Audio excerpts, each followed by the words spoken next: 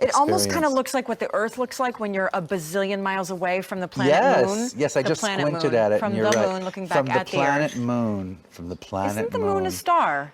No, the Moon is a planet, darling. The sun is a star. Is the Moon really a planet? The Moon is a planet. Don't look at me like that. The sun is a star. Planet. Is the sun not a star? I don't know what the sun is. The sun is a star, isn't it? We don't know what the sun is. The sun is a star.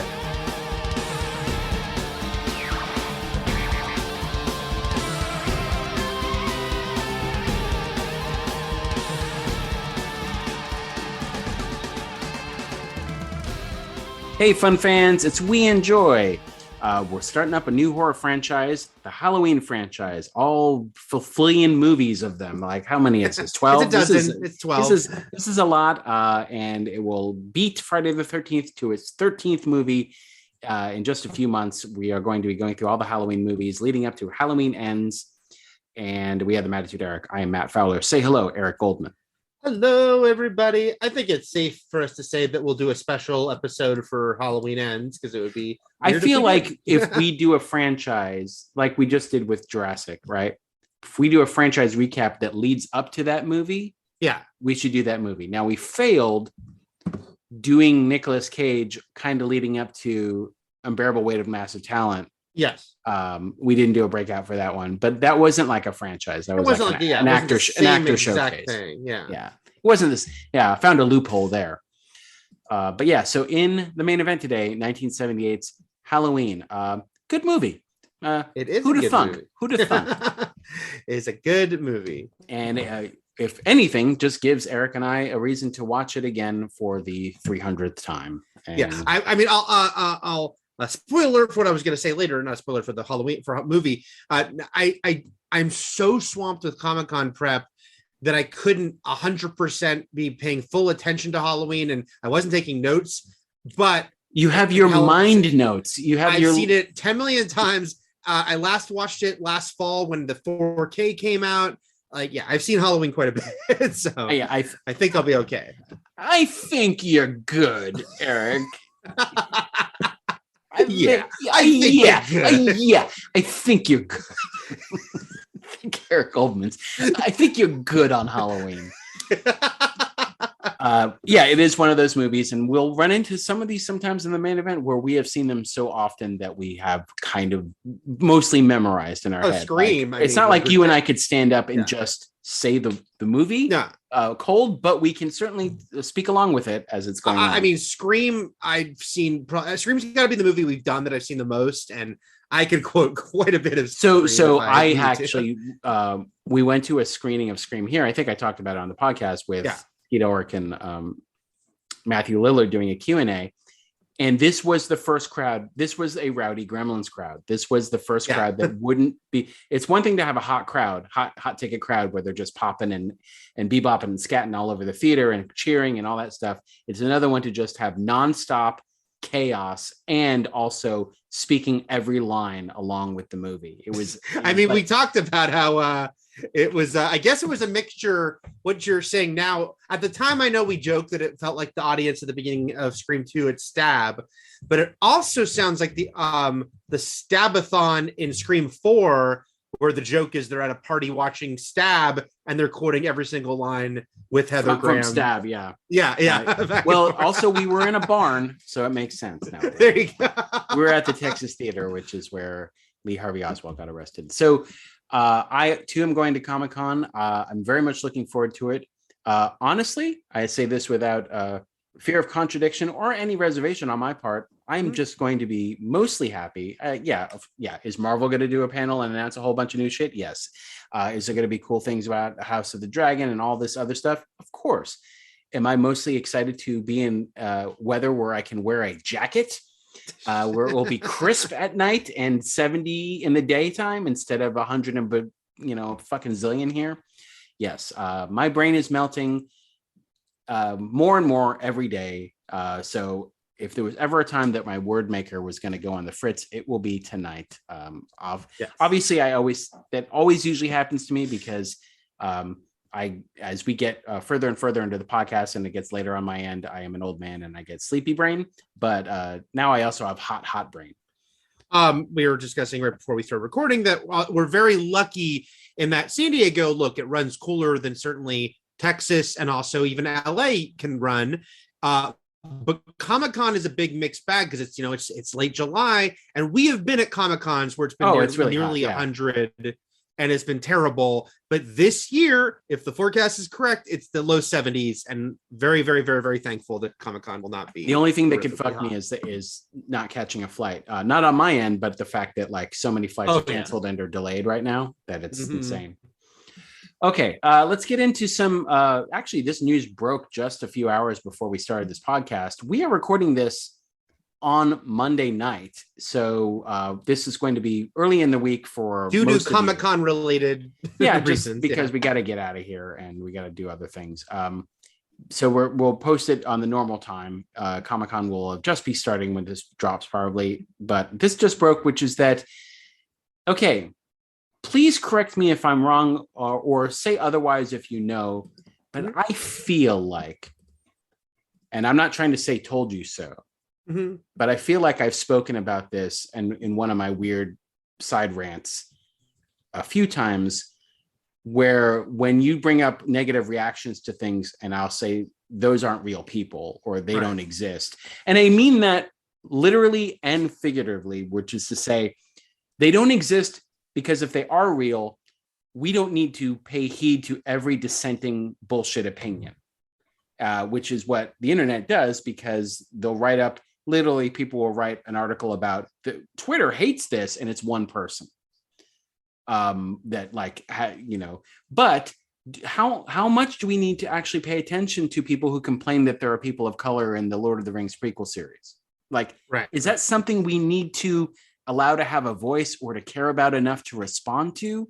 So figuratively, they don't exist. These aren't actual real criticisms that need addressing because they come from places of toxic hate.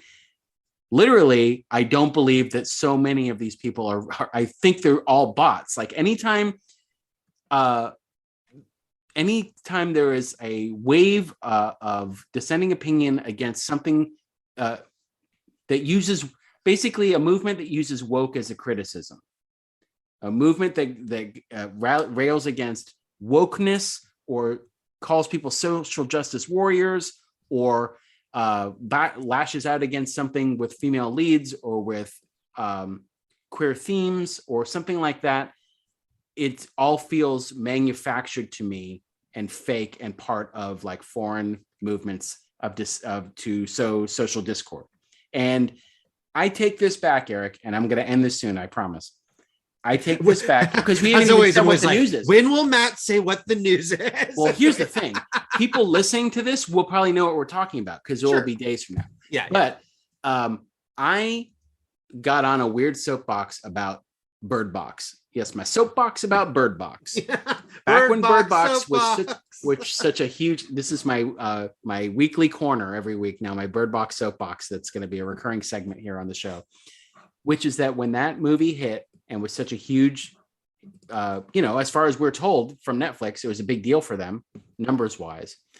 But all of a sudden, within a day of that movie dropping, there were countless memes all over the internet. And this is related to, but also separate from, because you can pay meme firms, which sounds stupid, but it's real. Johnny Depp just did it to Amber Heard. You can pay technically what you would call like a publicity department or something, but they deal with basically TikTok and Instagram and meme creation to actually put out an opinion in the form of these little weird social humorous nuggets, right? And they did it with Bird Box, and that was the first time I noticed it, which is like, there's no way all these people are talking about fucking Bird Box, like this mediocre ass movie that, and people in the end, they took it a step further. They had the Bird Box challenge. This is back when people were doing like online challenges, and that was still a big deal. But there was like random people were like, I just saw Bird Box and I can't believe it. Wowie, like all these things. And it was because they paid a firm to drum this up, and they still do it. And they do it. Stranger Things just did it. Like everyone does it. Stranger Things will like pay TikTok a certain amount of money for TikTok content creation around Stranger Things. Like Bo Burnham's Inside did it. Same thing on TikTok. Everyone's like, oh, that, when Bo Burnham's Inside hits, it just feels different or something. It just hits differently, and I'll be somebody listening to a song or something like that. It's not like a review of it. So all this is to say, in a very long-winded way, that it is no surprise to me, and I'm sure a little surprise to other people as well, that so much of the Release the Snyder Cut movement was manufactured accounts combined with the toxic hate of that fandom. And again, want to tread a little lightly here because I know we have listeners who are Zack Snyder fans, but this new Rolling Stone article, this investigative report that came out, is certainly very revealing in its information about like how not only this movement had way more bots than usual, but also what Zack Snyder's role was in it. So why don't you talk about that? To me, that's the most notable part of the story to me, is because finding out a lot of bots were involved is not a shocking thing, right? And just to say, I don't think it was the majority. In this article, the research found that it was possibly more than 13%, which is still huge compared to usually when they find bots in these things, it's like 5%.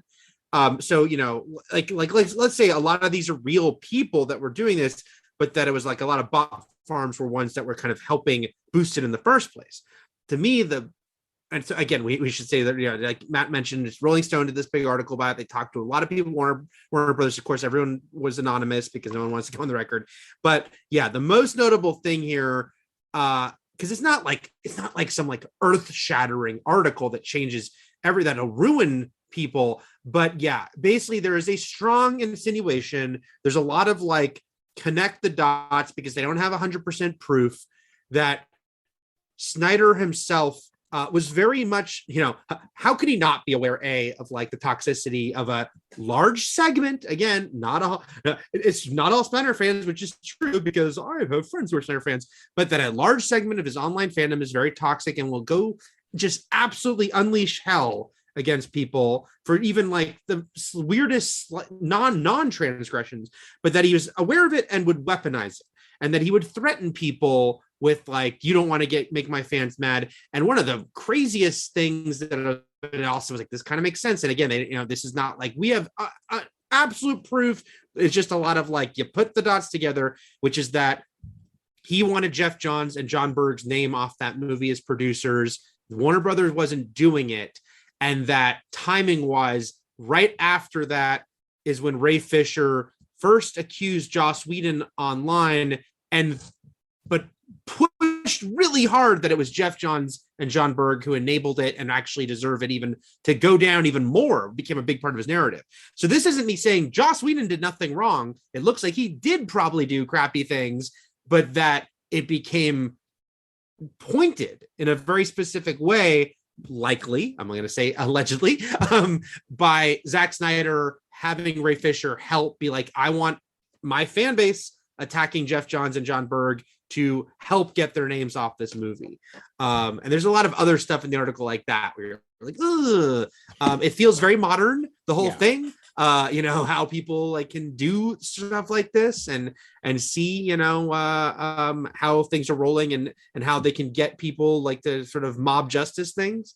But yeah, that to me was the thing that stood out the most, I think, in that article. I apologize for my windbag rant, which I haven't been known to do on the podcast. It happens, but it's one of those things where it's such a this is a relatively new phenomenon in pop culture and marketing and online movements, and we went from the innocent brown coat movement of like the first like fan sort of led campaign that got a Firefly movie made, you know what I mean, in the form of Serenity, something that speaking of Joss Whedon, like something like hugely victorious for fans that really enjoyed something that was like, objectively a good show and a good product that got canceled and mishandled and stuff like that, to something where like this, where it's like investigate like all of like what I was saying at the top, all of the anti-woke rhetoric against movies where they complain that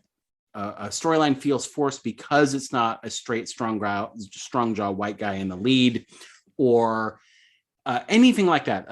Look into The Last Jedi hate. I'm just saying, like, I'm not saying like anyone goes to jail for this. I'm saying like it would be another instance where I would not be surprised how much of that was manufactured fake accounts created to sow discord by being homophobic, misogynistic, racist, you know, and this is what's been happening to our country for the past 10 years online, and it's been slowly growing. And again, also to take, you know, this is just Matt Fowler speaking. I'm not taking Amber Heard's side over Johnny Depp's or Johnny Depp's over Amber Heard. I am saying that he won the court of public opinion way more easily because of the money he paid to have her memed to fucking death all over the internet. I'm of the opinion they're both garbage, so I stand back from that. They're not great people, and I also think it's a strange thing when we get involved into garbage people's toxic connections and relationships. I'm like, all right, that seems like my name is Paul, and this is between y'all. Anyway, so yeah, that just happened where it's like, and Eric brings up a good point about how, like, yeah, at the time, you know, I know there was an instance almost, and I can't remember the specifics of it, where Zack Snyder, doing an online interview or one of his sort of Snyder cons, where he actually spoke out against online bullying from his fandom, and took flack from even his own people. Yes. Yeah. But at that point, it was also it's even more like sort of like enlightening to see like how much. Yeah, again, it seems absolutely boggling for anyone to believe that he was unaware of the stuff that was going on online, like, and that what was sort of being the death threats and the hate, you know, the hate mail and the absolute sort of harassment and abuse that so many of these accounts, I won't, you know, I'll just say accounts. It could be fans or not real people, you know, were just sort of waging on others. Yeah. And like cooking up vast conspiracy theories about other HBO Max releases. Yeah, the whole like the thing where they would rally and attack like Godzilla versus Kong because they felt it was stealing the Snyder Cut's thunder by debuting right after it. Just bizarre. Like the executive who had to quit Twitter because she did a congratulatory tweet to Joker's box office performance, and they're like, "You're not supporting the Snyder Cut." Which is really weird because you think there would be the Venn diagram of Joker fans and Snyder fans. No, I know. And R-rated Joker movie fans, right? The fact that the movie exists, you know, it's got to be like, if it's not a complete circle, like it's got to be mostly. It's so solid oval. But then it gets into this weird cult thing around Snyder where it's like they didn't seem to care really about DC or Joker or R-rated. It was just like his movie, like, you know, him. Like, you know, because a lot of what you'll hear is still like, he's the only one who should be guiding the DC stuff, that like no other filmmaker can do it, you know? Well, this is America, so I don't know we know nothing about blindly following and fanatically following somebody. We got our shit worked out. To the point of complete delusion. All right, let's move on to something a little more lighthearted, that being Rob Zombie's The Munsters, which had two sort of confounding things happened this week. One, the trailer dropped, which is a puzzle box in its own right, which is to say someone made this, I guess. Look, we know Rob Zombie movies. We know what a majority of them look like. You know, we know what they look like with big budgets and with small budgets. Yeah. This looked like we're going to get to two of them in the next few weeks. We are, with bigger budgets than he'd ever dealt with. But this looked like it was made on the you read it on the back of a matchbook without thinking. This looked like a YouTube, you know, a lot of people said it looked like an amateur fan-made YouTube video for the Munsters. The sound quality, Eric, like, was anyone on sound in this movie? This was a release trailer, and everyone's sitting there, it's sounding like they're being picked up by whatever laptop is filming them or something like that. It doesn't feel like there's a boom mic anywhere in the room, or even a lav mic miking them or something like that. It looks, I don't know. it's funny because the second notable thing about it is that we learned a few days later. Did we learn it today or yesterday? Today it was going to it was Netflix. confirmed. Yeah. Okay, that it's actually going to Netflix because Rob Zombie himself put up a poster of the Munsters next to the poster of Wednesday. So Tim Burton's Wednesday Addams series. Mm-hmm. And he's like, looks like spooky stuff from, again, and it's notable too, because both of these properties came from the same era, the same year of TV, right? Addams Family and Munsters. So that was sort of Rob Zombie's point. It was something like, I can't remember the year, 1962 is coming at you on Netflix. But also it's kind of like, we haven't even seen a lick of footage from Wednesday. We just seen that little teaser with like Jenna Ortega looking at the camera. Yeah. I feel fairly confident in being like there's a chasm of quality. There's a chasm. Oh yeah. I know that people are way more hit or miss on Burton these days, but visually alone, you kind of know which one is going to look better. Like, you know, which will look like a high budget, you know, lots of money went into this thing. Matt, I was looking at, yeah. Oh, what were you saying? No, I was just going to say, I feel like even people who are fully aware of Rob Zombie's film catalog and have seen every movie were still taken aback by this Munsters trailer. It was a lot. I saw some people people in our scene tweeting with each other about it. And a couple were saying they heard it. They were saying something absolutely ridiculous, which is they heard it had a $40 million budget. If that movie had a $40 million budget, I don't know where it went. Where that didn't go on, because it was in response to someone saying it was 10 million, which is still like, where'd that go? I am fascinated by the creation of this movie because keep in mind, the Munsters is owned by Universal, who produced this movie, though they did use their home video division to produce it. So it was likely never going to be a theatrical release, at least a theatrical only. You know, Universal has been doing some simultaneous releases still this year on Peacock and in theaters the same day, like Marry Me, Matt's favorite movie. But I enjoyed Marry Me. I know you do. So Universal owns the Munsters. I just want to know, look, we all know Rob Zombie is a giant Munsters fan. He's a lifelong, this is a passion project for him. But being one of his biggest songs is called Dragula. That's right.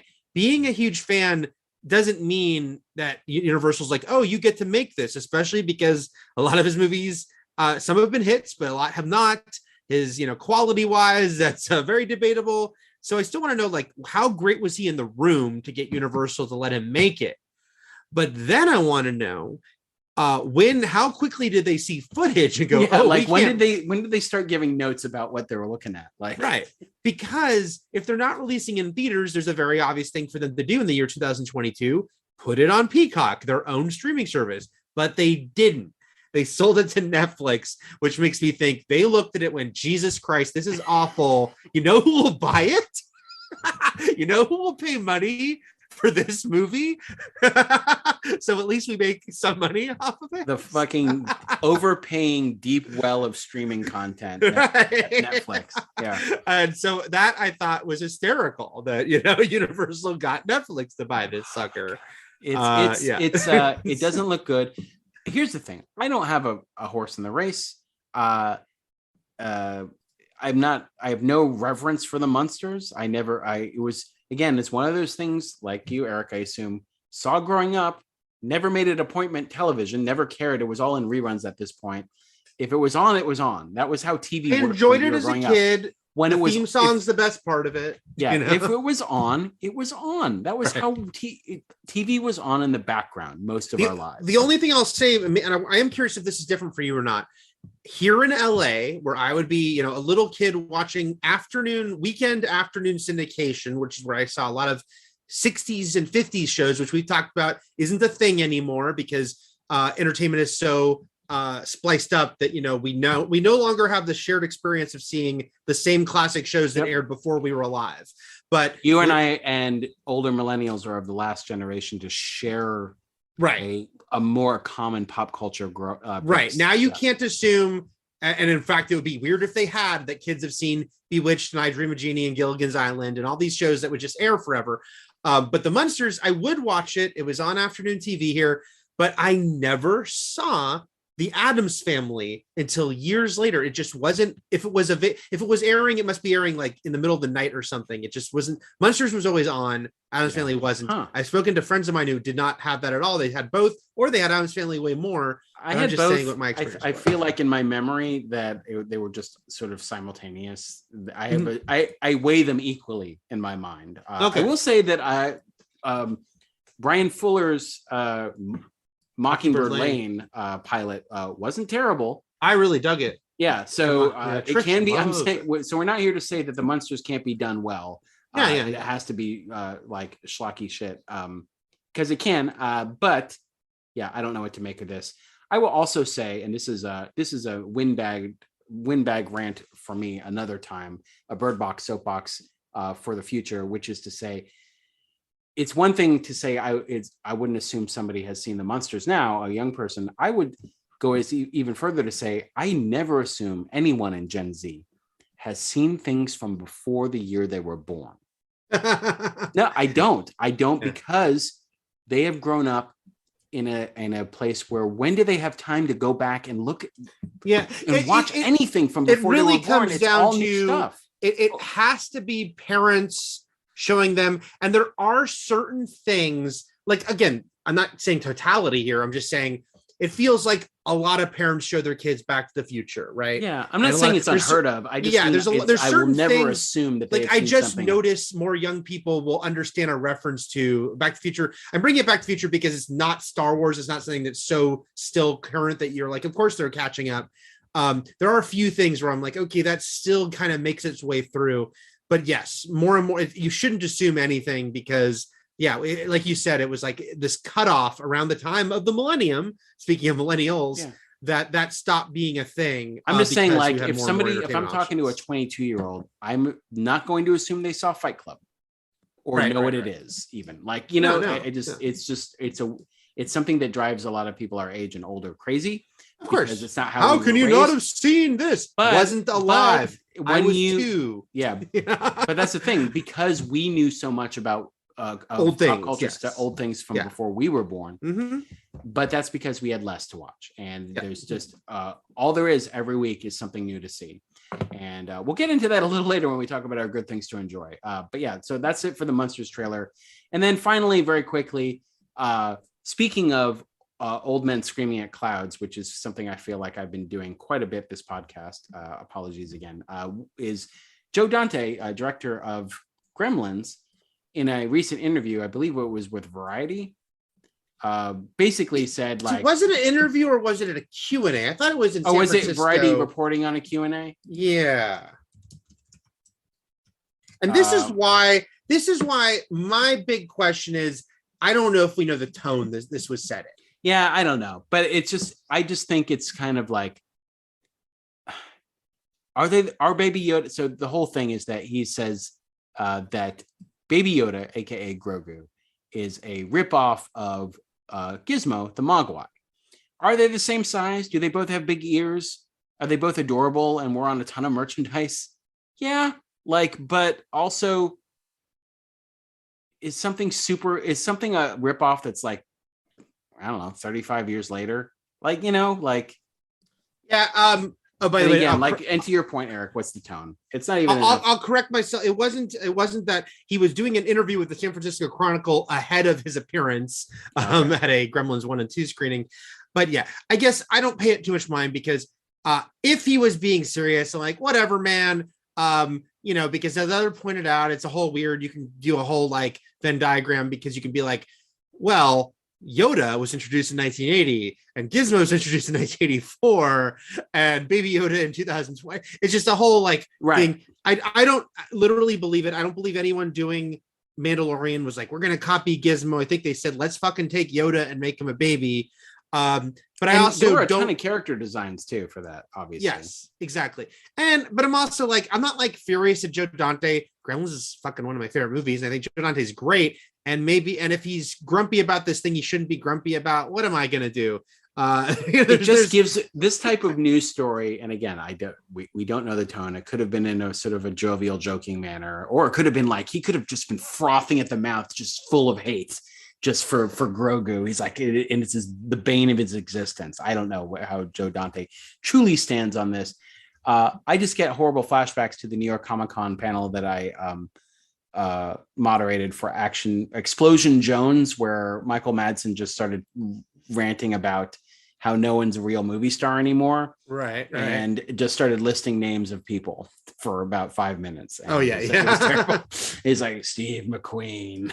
Like, oh, that's terrible. that was an amazing experience to be sitting for. As we head out of entertainment news, I jotted another news story down here on my notes, not on the actual Google Doc here, but it's that Adam Scott has joined Madam Web. And I only put that down because it upset me, which is to say, I don't like when actors that I enjoy are entering into these awful Sonyverse Spider-Man villains turn hero movies. I would rather Adam Scott not be in it or be in the MCU. Where's he be Reed Richards? Like, what's happening? Again, you're way more. I mean, I am bemused, and you're much more like outright angry about the Sonyverse stuff. I'm so mad at Sony for piggybacking. Because all I'm saying is, as always, hope it's good. Hope it's good. Eric, we hope everything's good. We hope everything is good. And I'm curious with this movie because Adam Scott is one of the few males we've heard being in this movie. They are. It seems highly likely they are doing some form of female Spider-Verse thing here, because the cast of Dakota Johnson, Sydney Sweeney, Celeste O'Connor, Isabella Merced, Emma Roberts, all those girls could be in a superhero costume. Yeah. So I think it's highly likely that there's going to be some sort of like Jessica Drew and all these people and and all these characters. At a certain point, Eric, saying we hope it's good is just a cop. I hope the Munsters is good. Yes, I understand. I'm not, but I guess I'm going to be more, hey, I'm more optimistic because I'm not quite as scorched the earth about the Sony Spider-Man. That's crazy because you did see Morbius and I didn't even see it. It was terrible. And then, you know what? My wife watched it on a flight a couple weeks ago and she said, "This is terrible." And I said, I told you. It's like, yeah. It's like, hey, you want to eat this? It tastes terrible. Yeah, let me try it. Oh, that is awful. Yeah, I told you. Okay, one day you're gonna watch Morbius and love it. So we have some bonus episodes that have been released sort of semi-recently. We have a Thor: Love and Thunder one up. We have the Miss Marvel, the Disney Plus Marvel series, is now up as well. We also did Jurassic World Dominion, and you can get all those if you are a Hudson Hawk level Patreon member. And for $4 a month over at Patreon, you can get all of our weekly episodes of We Enjoy commercial free, as well as these bonus episodes, which will be at least one a month, usually two, but at least one. And not sure what the next one will be. Did we ever decide, or are we just sort of playing it by ear? No, we haven't decided. We'll talk. Well, do you want me to say what I'm thinking we have to do? We're thinking we have to do. Sure, go for it. There's nothing we have to, but especially because August, where there's not obvious giant movies coming out, I feel like I would love to do one with Better Call Saul ends. Just a finale. Oh yeah, that's good because the series itself is ending, not just the season. But yeah. So I think we should do that. I was originally going to say maybe we could do a Comic-Con one, but schedule wise, I don't see that. I didn't want to. If we were going to do that one, I wanted it to be a surprise. I wasn't going to promise. Yeah, I don't see it realistically happening. I just think we'll begin next week's episode. We'll just talk about all the Marvel news. Dropped, whatever. All right. Now, let's get into very quickly some, Patreon members can write into us on Patreon, much like Cosmo did. Cosmo on Patreon writes, "Hello, gentlemen, longtime follower, back to the old IGN wrestling wrap-ups. Happy to have gotten off my ass and finally Patreon." Well, we're happy as well, Cosmo.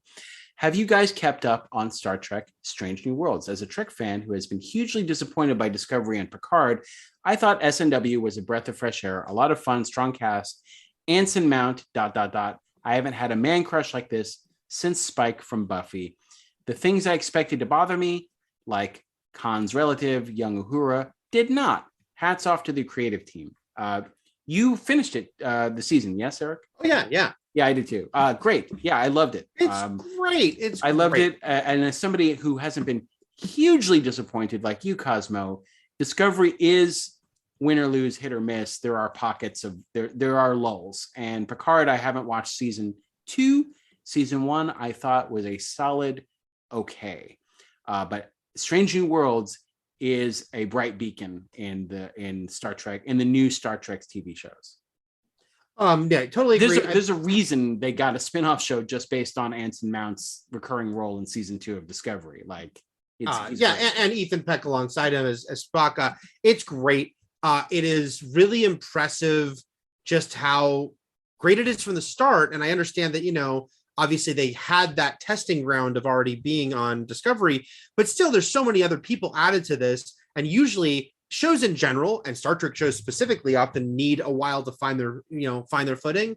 And this one just really out of the gate. It's so engaging, no pun intended. And it, the fact that it embraces mission of the week while having background stuff that continues on, they do that really well.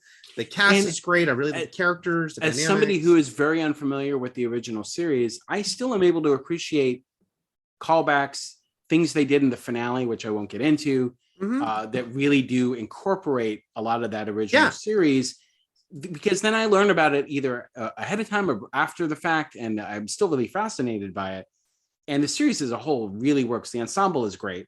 But for me, like, if I ever had to be in Starfleet or on one of these ships, and you kind of are, as watching a TV show, you're joining this family either on a weekly basis or you're binging it or whatever, you're with these characters. And I would want, out of all the captains that have ever been on these shows, I would want Pike. Anson Mount's Pike is my captain. I would feel good when he's on screen. Like they've captured something between the actor and what they want the character to be, and blended them together into this really comforting and charismatic character, not without flaws, but you're with him every step of his decision-making process and his journey and everything. So and what you're saying about, as someone who's very mid-level on the Trek fandom scale, and is not getting all these references or vaguely getting some, I think the show totally works. And I think that's one of those things, we've talked about this before, where if you're ultra aware of stuff, you project onto it that maybe this is going to lose people, but it's not. So the season finale, again, I'll keep it vague too, but the season finale was the most sort of predicated on a previous episode of one of the previous shows and anything they've done. But I didn't know that while watching it, even though I'd seen the episode, I'd forgotten it. I was not understanding that while watching, even though I kind of vaguely suspected that might be what they're doing, but I still loved the episode. After the fact, I went and watched the thing that they were referencing, and I thought, this is great, but in no way did it hurt me enjoying the finale, because I think it's a very fine line to ride, but they make it so that fan service stuff is like an extra layer. It's not like you need that to understand the show or enjoy the show, Okay. Ben writes in on Patreon, and Ben, I'm going to save this for next week because we're already running along. We still have to talk about an actual horror classic in the main event today. So Ben has questions about the way actors are paid on Netflix. So I feel like we would get into the weeds with that one. So Ben, next time. Eric, not you, Eric, but Eric, a different Eric, writes in on Patreon. He also wrote in, I won't read what he wrote, but just to say that Eric suggested that we create a letterbox for our recommendations, and to which I responded on Patreon that we had one. And I want to bring that up again because so we haven't tweeted it out in a long while, but there is, we'll do it again. We'll tweet out the link to the letterbox, which has sadly no ongoing TV shows, only mini series. Actually, Miss Marvel is there because it hasn't been picked up for a season 2 yet. So Miss Marvel's on there.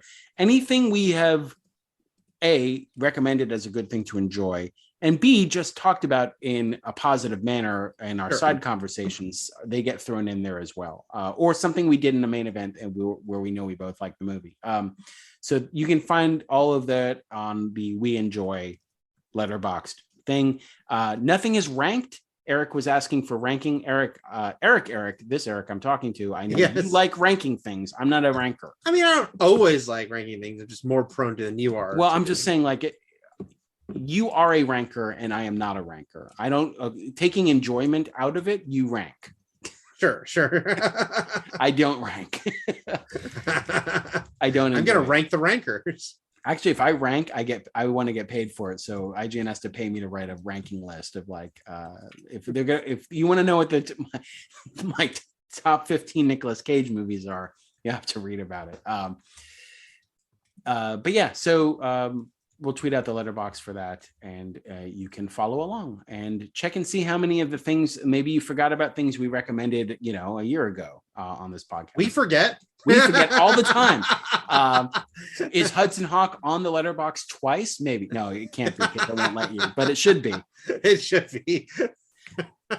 And another thing. Okay, Eric, you haven't written anything for your good thing to enjoy. Do you have one in your head? I do. I was having again, Comic-Con prep brain is just taking over my life, and I was really having a hard time thinking what I should recommend. And then I just decided I was going to do the same thing I did a few weeks ago when I recommended Legion, and recommend a really good FX show that is highly acclaimed. This one's even more acclaimed than Legion. But I just want people to watch if they haven't watched it yet. And then I got scared. I'd already recommended it, but I don't think I made an official one. I think okay, all right. What is it? It's The Americans, Matt. Shit. It's not on our list. But I mean, you mean your spreadsheet, because I can't put it on the letterbox thing. So yeah. Oh, you can't put it on the letterbox. I'm sorry. That's true. We're not going to be able to put yours either. So. No, fine. I know the TV shows get left out. That's why we need a spreadsheet. Yeah. So. Sad to say, but that's okay. Anyway, The Americans, which ran for 6 seasons on FX. Certainly, no, I feel like you recommended. No, okay, keep going. I don't think. I think I've recommended it, but not in this official capacity. Okay, all right. But plus, it comes up all the time because we've talked about it. Okay, creators. Here's the thing: if we find out that you have recommended and you pull a Matt with Hudson Hawk, sure. The name of the first tier will change from the Super Fun Fans to The Americans. Oh, the Jennings. That's better. Yeah. Yeah, because I feel like calling it The Americans would be very strange for our non-Americans. That's good. Yeah. Because this is a show about Elizabeth and Philip Jennings, or is that their real name? Look, spoiler, it's not. Yeah, many of you have hopefully seen this show, but maybe you didn't. Like I said, it was highly acclaimed, but it was on FX. It's one of those shows where I feel like in our circle, everyone watched it, but I also feel like a lot of people have never seen this show. It never blew up like, say, a Breaking Bad, but it was still amongst the prestige TV of that time. Yes. Ran for 6 seasons on FX. Very beloved in critical circles. Conceptually, about set in the 1980s. About sort of deep cover Soviet spies, the last of like the Soviet era spies who have been living in America, posing as a average American suburban family, and are so deep cover that they were told you will be a married couple, and they were told to have kids to like be part of the whole deal. You have to be like the nice couple down the street. They have kids, and picking up with them after they've been living this life for a long time, and what their life is like, and how they are juggling incredibly extreme double lives because they have like regular, they run a travel agency as their cover and they have a staff, but they're doing all this spy work. And then also the fractured loyalty that they are experiencing right from the beginning. Philip, the husband, more than Elizabeth, the wife, of how much have I become actually enamored with the life I've created here versus my mission to be spying on America. And that's obviously a big, engine for the show. And the two lead actors, Matthew Rhys and Kerry Russell, just being freaking fantastic in it. Giving, wonderful performances in the show. A both wonderful part of the show that was easy to parody, but that was because it was so fun, was that they're always in these elaborate disguises for all these different missions. Wigs is a big part of this show. But the show is actually very tense. And it's also a show I mentioned. It's very sad at times. It's very sad. Very sad. It's very tense. And it's a show that pushes the anti-hero craze of the early aughts, which this show was a part of. I mean, I think the show premiered probably around 2011, 13. So this is the one of the last ones of that sort of certain wave of like the anti-hero shows with Dexter, Breaking Bad, Sopranos, obviously kind of really pushing this. The Shield, but this one pushing it to kind of an interesting extreme of the fact that these are anti-heroes because they are against America. Like they are, and Elizabeth right from the beginning, much more like hardcore about it. Like they are, trying to, stop or certainly subvert America from within. But guess what? You will come to care about these characters and their plight and what's going on with them. And there'll be very, very tense moments about will they be caught doing things they're not supposed to do. Always a hard thing for my wife to watch shows where people could be caught doing things they're not going to do, but she watched this show because she loved it. But yeah, I love the show and I want more people to watch it. And actually, Matt, the thing that made me decide to recommend it almost as what an interesting thing that I had to throw in is I knew this show was missing from Hulu, from FX on Hulu, which I guess they're getting rid of as like a branding name, because it had a deal with Amazon that they just had to ride out. Only to look at Amazon tonight and see leaves in 11 days and find out it is going to Hulu. Okay. So when you start watching it on Amazon and finish it on Hulu. Yes, it is currently on Amazon, but in 11 days, we're at July 18th. I think it's going to be right at the end of the month. I think like the 29th, I think I read. Which makes sense. 11 days. On the 29th, it leaves Amazon and goes to Hulu. So wherever you decide to watch it, you should watch it if you've not seen it. It's great. And a couple of things. First of all, I thought this popped into your head because last week I mistakenly said that at first the old man was from the creators of The Americans when it's Black probably Sails. Part of it. Yeah. And then secondly, the show also in the first episode, it sets up, and this is one of the hooks of the show too, something that when I say it out loud, it's goofy and very TV, which is that across the street from them, the thing that was most made me roll my eyes reading conceptually. Yeah. Across the street moves. So their new neighbor, their new wacky neighbor, who's Joe America, happens to be the FBI agent investigating them and always kind of on their tail. Right. But doesn't know it's them because they're his neighbors across the street, all American couple and family. But I agree. But I was very nervous about that. But it works really well. It works really well, and it obviously could have been a big disaster for the show because it was the thing when they were promoting the show that made me go, that's pretty silly. But they make it work. All right. My pick this week is something I know we haven't recommended because it's new. It is on Hulu, so you don't have to start it on Amazon and then finish on Hulu. But it also leads into what we touched on a little earlier with there always being new content, which is just when Eric and I are kind of getting caught up on things, watching things at a regular pace, finally getting to shows that maybe we hadn't seen already, like, finishing Hacks or one of these lingering shows that we know are great, but just haven't gotten around to starting or finishing. In pops two new things out of nowhere that everyone raves about. That Twitter is going wild for. And it's another thing.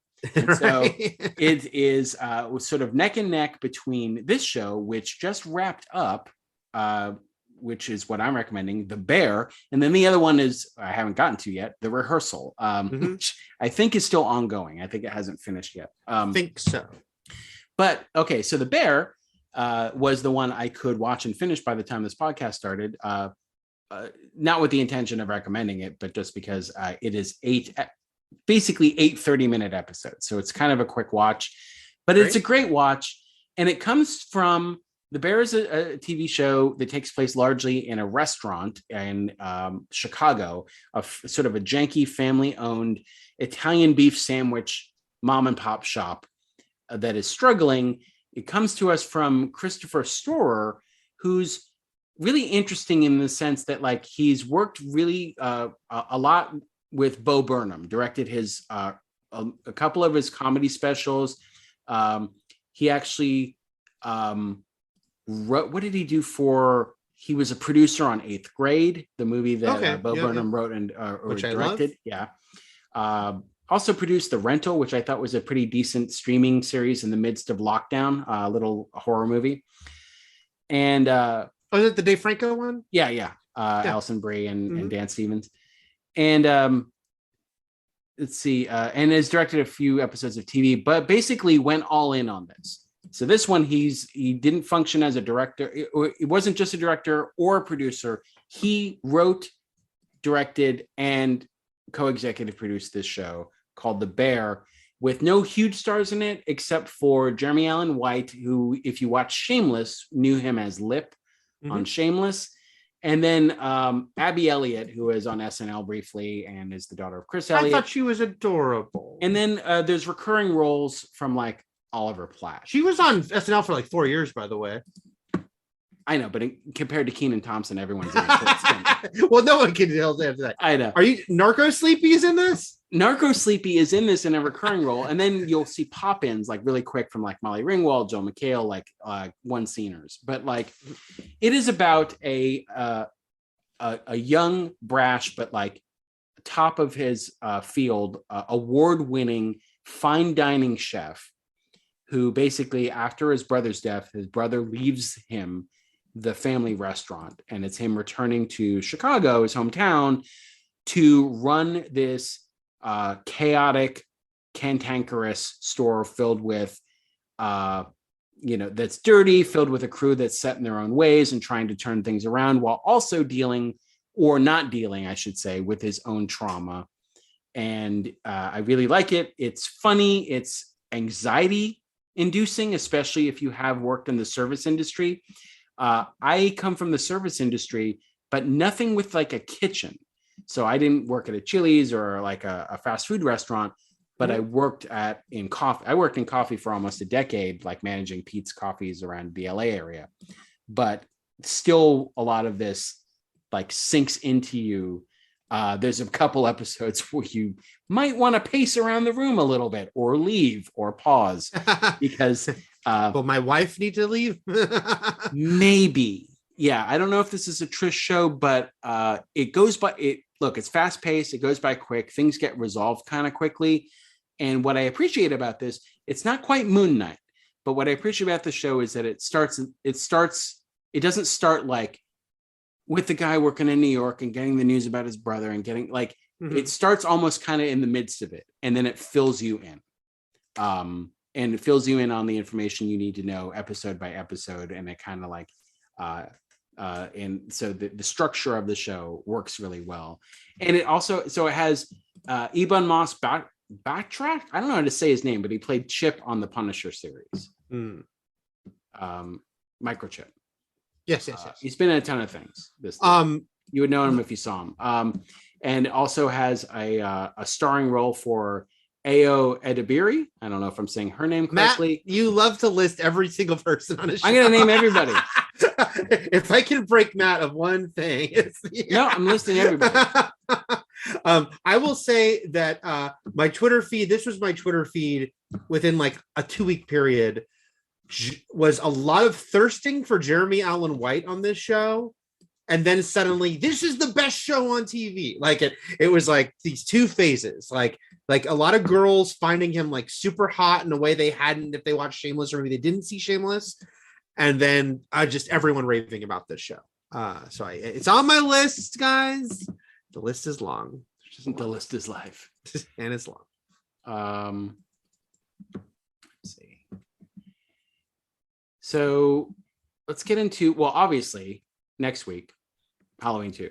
Yes. But the second time, I have to point out, multiple movies called Halloween 2. Yeah, this is Halloween I from 1981. Yes. The sequel that was never really intended. Back when horror sequels were not like a given thing. Right. Or just sequels in general. Sequels in general per se, but yeah, especially not horror sequels. But lo and behold, what Halloween itself as a movie would start. The wave it would start, and would also become a almost kicking and screaming a part of, because it wasn't intended to be, but it had to. It basically had to join the movement it created. Yep. So next week, and it is not streaming anywhere, but it can be rented or bought. Pretty much anywhere you'd want. Like me. Yes. I too can be rented or bought very cheaply. Okay, Eric, let's get into Halloween. A movie I first watched with you in New Jersey. No. Yes. I had seen it. Oh, well. No, you'd seen it. I remember that. Okay. It was wow. So yeah, a rare movie that I'd seen before Eric. Because I grew that's up, not The Dark Crystal. I was very into Freddy and Jason growing up. I was late to Michael. who, to be fair, took a big hiatus in the mid 80s. He did. So... They tried something new with the third movie, but yeah. So Halloween, I first saw. So I do remember, I think, actively being like, maybe I would say, I always fall back on this. Childhood memories aren't my bag, but like Poltergeist, seeing it on VHS scared the shit out of me, obviously. And I feel like that was before I saw Halloween on TV. So I saw Halloween on TV with commercials, also with the weird bonus footage thrown in that was filmed for Halloween 2 that they added to pad out the movie for talk television. more in detail about that next week. I'm so curious how much people know where the series is going to go. So yeah, when I did finally actually see we won't get into it, but when I did actually see Halloween as it stood in the theaters, I was like, wait a minute, where's the scene with Loomis and the review board and like little kid Michael in the room and stuff? Like, so there were scenes that were and this happened quite a bit actually for things that made their way to network TV showings. They would throw in scenes that got cut out of the movie to pad the time. If it was airing in a 2 or 3 hour block, they would add deleted scene. Now Halloween is different in that they did that stuff they actually shot during Halloween 2, but all the time, you'd watch these longer versions because they cut stuff that was, better left on the cutting room floor, just to pad the running time. But so speaking to the incredibleness of Halloween, I was scared shitless watching this. I don't even think it was at night, Eric. I think it was in the afternoon. I feel like I was home alone. That probably added to the, the fright of it all. But yeah, even with commercial interruptions with like Rice-A-Roni or whatever the hell they were running ads for at the time. But like coming back, this movie is so well crafted to draw out the tension that like, little me shit my pants with my mouth wide open. And when you said we watched it in New Jersey, we must have been at Jay's house, right? Yes. Okay. Yes, we were. The only thing to do there was to rent movies. There was nothing to do at Jay's house. Matt's mom's then boyfriend that we were staying with. I didn't see that movie until later, but I loved it. And then we saw Halloween 4 together in the theater. But I do think this is a series I saw radically out of order. Like, I don't even remember if we'd already seen 4 when we watched 1. Like, I don't, we might have gone crazy. Oh, no. We'd seen 1 already. I don't know if I'd seen 2. I'm pretty sure I didn't see 2. Strangely, I do have vague memories of watching pieces of 3 on cable before anything else. Before I even saw 1. That would have made no sense, but but here's the thing. Halloween is, obviously a classic. It's still beloved. It's still generating sequels. And it gets 10,000. It's one of those movies. It gets 10,000 releases on home video in every format over and over and over again. It doesn't need us to defend it. I will say that when some people, when they view it now, I might be married to one of them, will say this is really slow. And I understand that because we're going to talk more when we get into Halloween 2, especially about the movies that this influenced, and that the only way to go is to up the pace, up the body count. That this movie, of course, feels quaint in a lot of ways compared to the slash movies that would follow it, because it takes its time. Because Annie isn't killed until like the 54-minute mark. It's all just the murders happen in the third act. Right, like, the third act. And you just wouldn't do that. Not only would you not do the slash movie today, you didn't do it 2 years later. You wouldn't do it like almost immediately after this movie was made. To be fair, someone does get killed early on and a dog gets killed. But yeah. Right. Yeah. I mean, there's the very beginning, of course. So I understand the mechanic. The mechanic that's off screen. I understand that sometimes people will see it and be like, it's kind of slow. But But I'll also say I'm very happy that this movie is constantly being discovered and beloved. And obviously there are young fans of this movie, and there are people who were not born when most of these movies came out who have Michael Myers tattooed on them. It is, constantly, being discovered and being beloved by the horror community. And that makes me very happy. I know somebody who thinks The Dark Crystal is slow. How about that? And I'm married? No, I am just him. Yeah, Okay. just him. It's just me. It's Eric Goldman. When we saw this and you watched it for the first time and we were at Jay's house, did I list every actor to you? You did. Maybe you did. PJ Souls. Now, Okay. Rock and Roll High School. And her boyfriend at the time was Dennis Quaid. Okay. So yeah, Halloween started a movement. Not many movies that we've talked about on here have done that. And it basically led into one of the most notable and infamous waves of horror that Hollywood's ever seen, leading up to like from basically 78 to 84. Yep. And this massive boom. And we should say, because someone will point it out, like the Halloween is typically called like the first slasher movie, and that gets itself debated. And there's definitely it was lineage. heavily influenced by Psycho, and then there was Black Christmas. But yeah, yes, there was Psycho, Black Christmas, and Texas Chainsaw Massacre. And Black Christmas, which is the one I saw last, is the one that is closest to being a slasher movie as we envision it.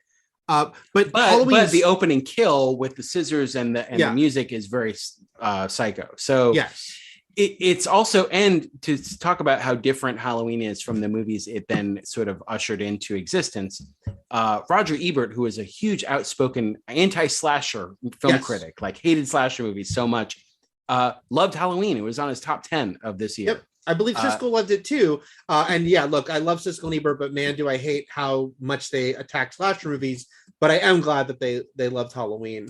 And yeah, like this movie, even though other movies came before this that were, helping to form this genre, Halloween is inarguably the one that made slasher movies a thing because it was such a huge hit. It was the biggest independent movie ever, the highest grossing independent movie ever. And so, yeah, from this, and we still see this today because horror remains that genre that you can do for cheap and have no stars and make a shit ton of money. And that has not changed at all since this movie. And this movie only basically inspired others to do the same, to go out with shoestring budgets to cash in, and it worked. Yep. And I mean, again, because of course there was good and bad of this success and what would follow, while like what you said is totally true, which is we can make these movies very cheap with no name actors, which is great to make a low budget movie and turn a profit. Now that also meant talentless people made a lot of them, but it also meant, and this is still true to this day, it could be a great calling card for a talented young filmmaker. And this was not John Carpenter's first movie, but this is the one that made him like a named director. This led him, like, basically before this, what do you have? Assault on Precinct 13. Yeah. And a movie I've never seen, Black Star. But it's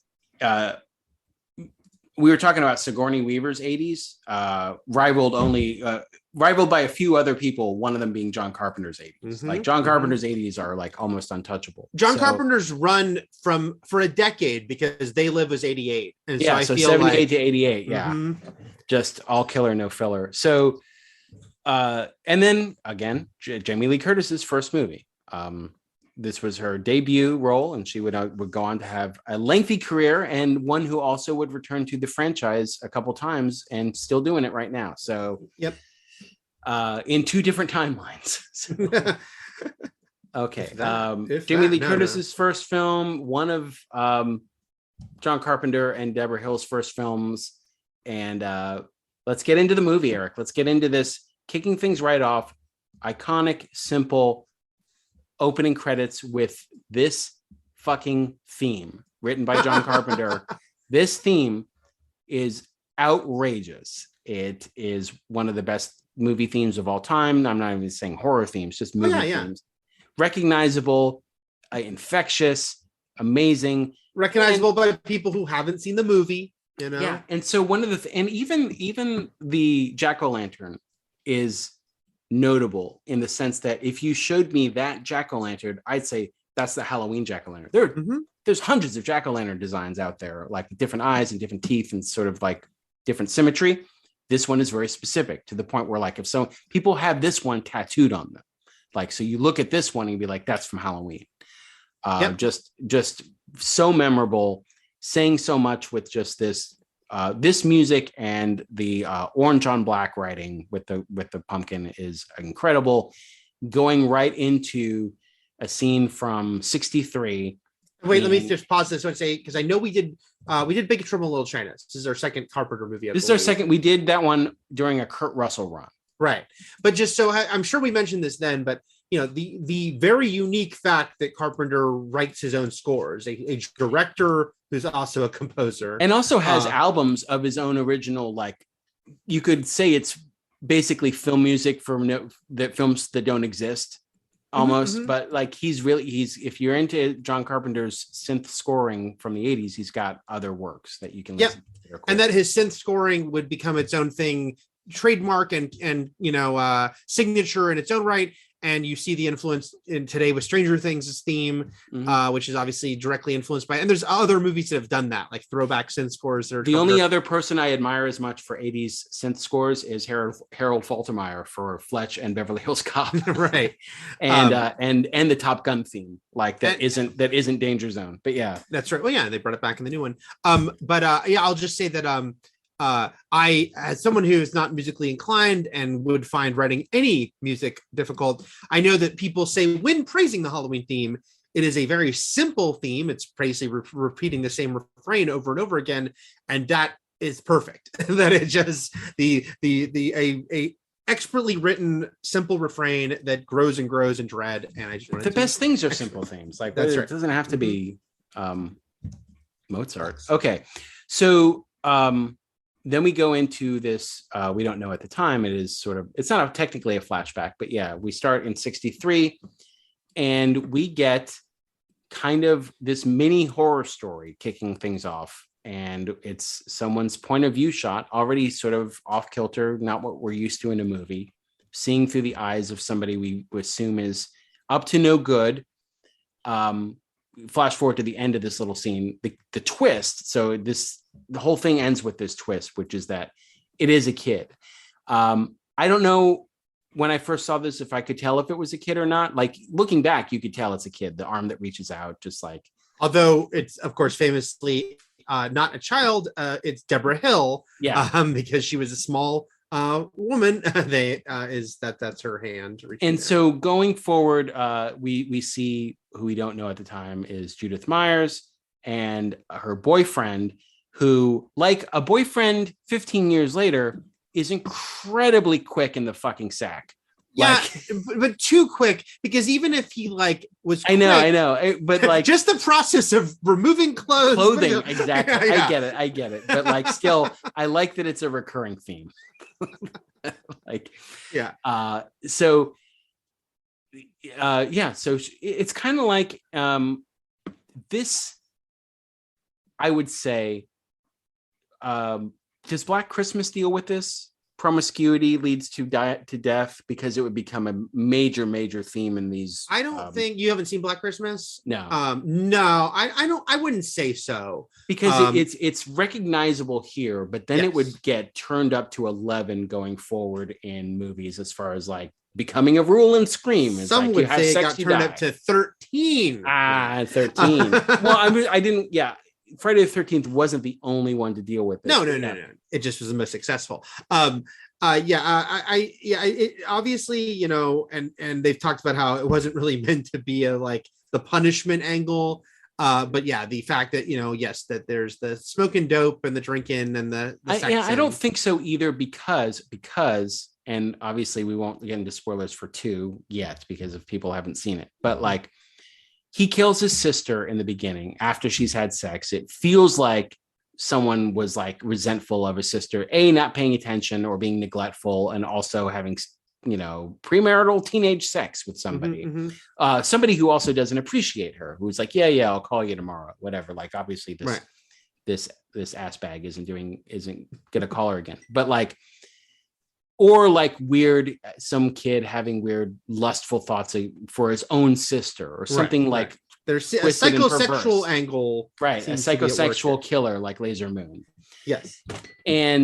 But the obviously he focuses on the chaste Laurie later on, and he kills the her friends around her who are having sex, and she lives, setting up another rule unintentionally. But like, right. He fixates on Laurie from the moment, and it's almost happenstance. Like, what would have happened if Laurie and Tommy didn't walk up to the Myers house to drop off the key? Because that's when he starts following her, right? Yeah. And Tommy.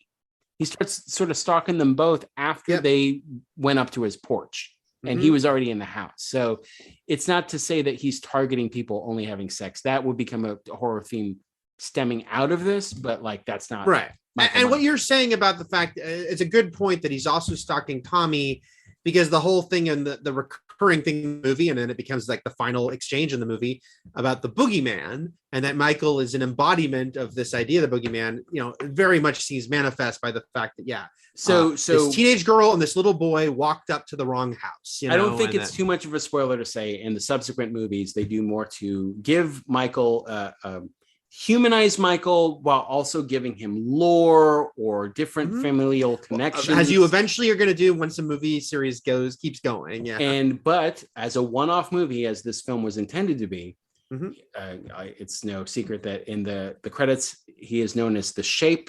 John, in a sort of a forecast here for the future, the little kids are watching the original Thing movie, and there's a part where they're like, let's see what the shape of this is, a line from that film, and is meant to, and John Carpenter himself in interviews has already said, like, really trying to dig into Sam Hain and like the essence of evil in human form, just sort of roaming around on Halloween night, which is when this evil can somehow cross through the veil and through the curtain and enter our world and just be there as a destructive, cold force, and which is basically explained to us in depth by Dr. Loomis, played by Donald Pleasance, which is like, this kid, this isn't Michael. Like, this, obviously this human being has a name, right? But this isn't a human being. This right. is Even the fact that he says, he hasn't spoken a word in 15 years, basically because we don't know Michael before this night. And, all we know is, Judith, his sister, saying like, oh, Michael's around somewhere. But that the idea seems to be he was a fairly normal kid. Like, that he was. Yeah, if this kid hadn't spoken until he was 6 years old, the parents would have done something about that by that point. So, an argument can be made, like, obviously it's stylistic choice when Michael puts on the clown mask, goes upstairs, it's all POV, starts stabbing his sister, but then looks up at the hand, right? Yeah. That's to show us, obviously, because you're doing a POV shot. The weapon. But you can also make an argument that, like, this is the moment, if you wanted to, this is the moment Michael was taken over by some other force, where Michael is maybe now a passenger in his body and is out of control and looking up and like unable to comprehend or know what he's doing. He's like, oh my God, I am doing this, but I am not in control. So you can extrapolate further into the boogeyman angle of like, this is some demon or spirit or just embodiment of unholiness that has taken him over, which, only lends itself to ridiculous sort of like occult stuff later on, if you want to think that way. But it's one of those things that works.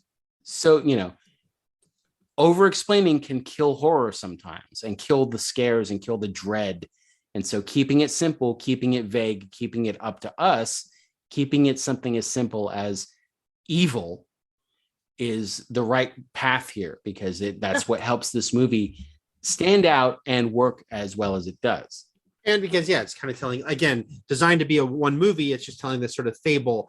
A couple of things I want to mention before we move off this beginning are you mentioned Deborah Hill's name a couple times. I want to point out she co-wrote this movie and she produced it. She would work with Carpenter many times, co-write and produce other films with him. Really stands out, has like a trailblazing woman in horror genre, filmmaking in general, but horror genre specifically, for her accomplishments. Sadly passed away at only 54 from cancer, but just kudos to Deborah Hill and her contributions to this movie. And then also mentioning, we did Jurassic Park fairly recently, and I know I mentioned when we did that how Dean Cundey is like probably one of the most renowned cinematographers in Hollywood. Even if you just gave the fact that he did Jurassic Park, Back to the Future, and this movie, Halloween. As a cinematographer behind some very iconic films. He worked with Carpenter and other stuff, but want to mention him, and also the fact that this movie was one of the first most notable uses of the Panaglide camera, which was basically exactly like Steadicam, which is, I think, a term most people know. But the whole way the opening is shot, the way that point of view and the smooth way it's moving was a fairly new technology. And so, though this was a very low budget movie, they were doing stuff cinematically that had not been done a lot, and that definitely made it stand out and made people like Roger Ebert take notice, I think. Because and it was so, like there was the filmmaking was extra level, than especially type movies of this budget might be. So you were saying lean budgets, and when things are barren and bare, lead to having to come up with creative compromises in ways that can sometimes be a boon for the industry and for the film, obviously. But that speaks to Halloween, where it's this movie was written quickly, it was shot quickly, and the fact that it's as good as it is and looks as good as it does and doesn't have notable fucking mistakes or has really subtle things that you notice on rewatches is incredible. Just noticing, jumping ahead, noticing that when Annie gets back in the car, the windows are fogged up because Michael's in there, right? So it's those little things are so crazy for something that was shot the way it was and made the way it was. Obviously, so yeah, the twist here is that it's a little child that has done this. And also an argument can be made that Michael is not after teenagers having sex. The teenagers just happen to be having sex. Right. They're bored Midwest suburban teenagers. Because why would an evil entity, there's no skin in the game for why would he care if they're having sex? This guy was going to kill anyone. And yeah, again, really did fixate on Laurie, regardless of who she was, because she walked up. But then we get to, and from what I read, I think the way that Deborah Hill and John Carpenter, who both wrote the script together, they sort of split it up where she wrote a lot of the teenage girl dialogue. He wrote a lot of Dr. Loomis's the evil is gone from this place type of really haughty, elevated, so here's the thing. Donald Pleasance is so good in this and is ridiculous, but also believable, because the stuff he has to sell, the dialogue he has to say by saying he has to tell people that he knew that this kid was literally dead inside and pure evil from when he was a child, and has to say these really foreboding things while the movie is counterbalanced by teenagers being hey, jerko, and totally, and stuff like that. And the Loomis and the girls exist in these two different worlds, but the script blends them together so well. And Pleasance is such a great driving force in this movie. Again, none of them intersect until the end of this movie, till the very last scene. Yeah. The completely held leads, separate. Do not interact in this film. He's great. It's obviously become an iconic performance, a very easy to parody performance because of his accent and the fact that he obviously has to be very panicked and the evil stuff, which I think sells really well in this movie. But of course, you can easily do a parody of. But he's a great presence, great look with the trench coat, just this sort of would-be Van Helsing coming into this town. Well, speaking of Dracula's, Christopher Lee was offered the role. Peter Cushing was offered the role, and they both turned it down before they went to Pleasance, who had been working for decades. He was a Bond villain. He was one of the Blofelds. He was in Will Penny. He was just in a ton of movies. This would be the movie he would get. This franchise is what he would start getting the most known for. And that's the thing. He'd worked so much already. He'd already been Blofeld. He was also in a movie I freaking loved as a kid, Escape to Witch Mountain. Prior to this, I never saw it.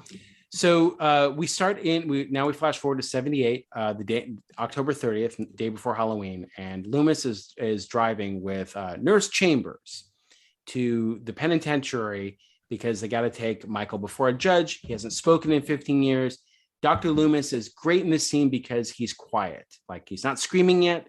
He's just sort of calmly talking to this nurse who's what's the big deal? And he's basically he doesn't have to over explain anything to her because he's just I never want him to get out, ever. But they pull up, and this isn't a creepy scene. Like very creepy visual. This made a big impression on me in New Jersey, Matt. Yeah, this is a creepy visual that sticks with you. You know, you don't want, one thing you do when you go to a mental asylum is to see in the dead of night robed patients walking around outside the gate. And the way it's shot in the dark, in the rain, with only the headlights illuminating them, it makes them look like zombies. And it's a little bit, yeah. That's true.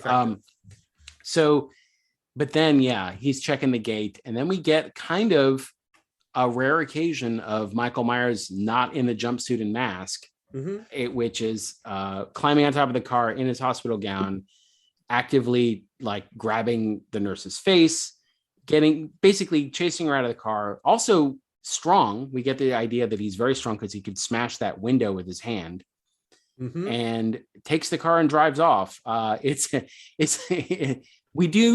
We still don't know how he did learn to drive. But I think they handle it well, right? No, I know, because it's dressed.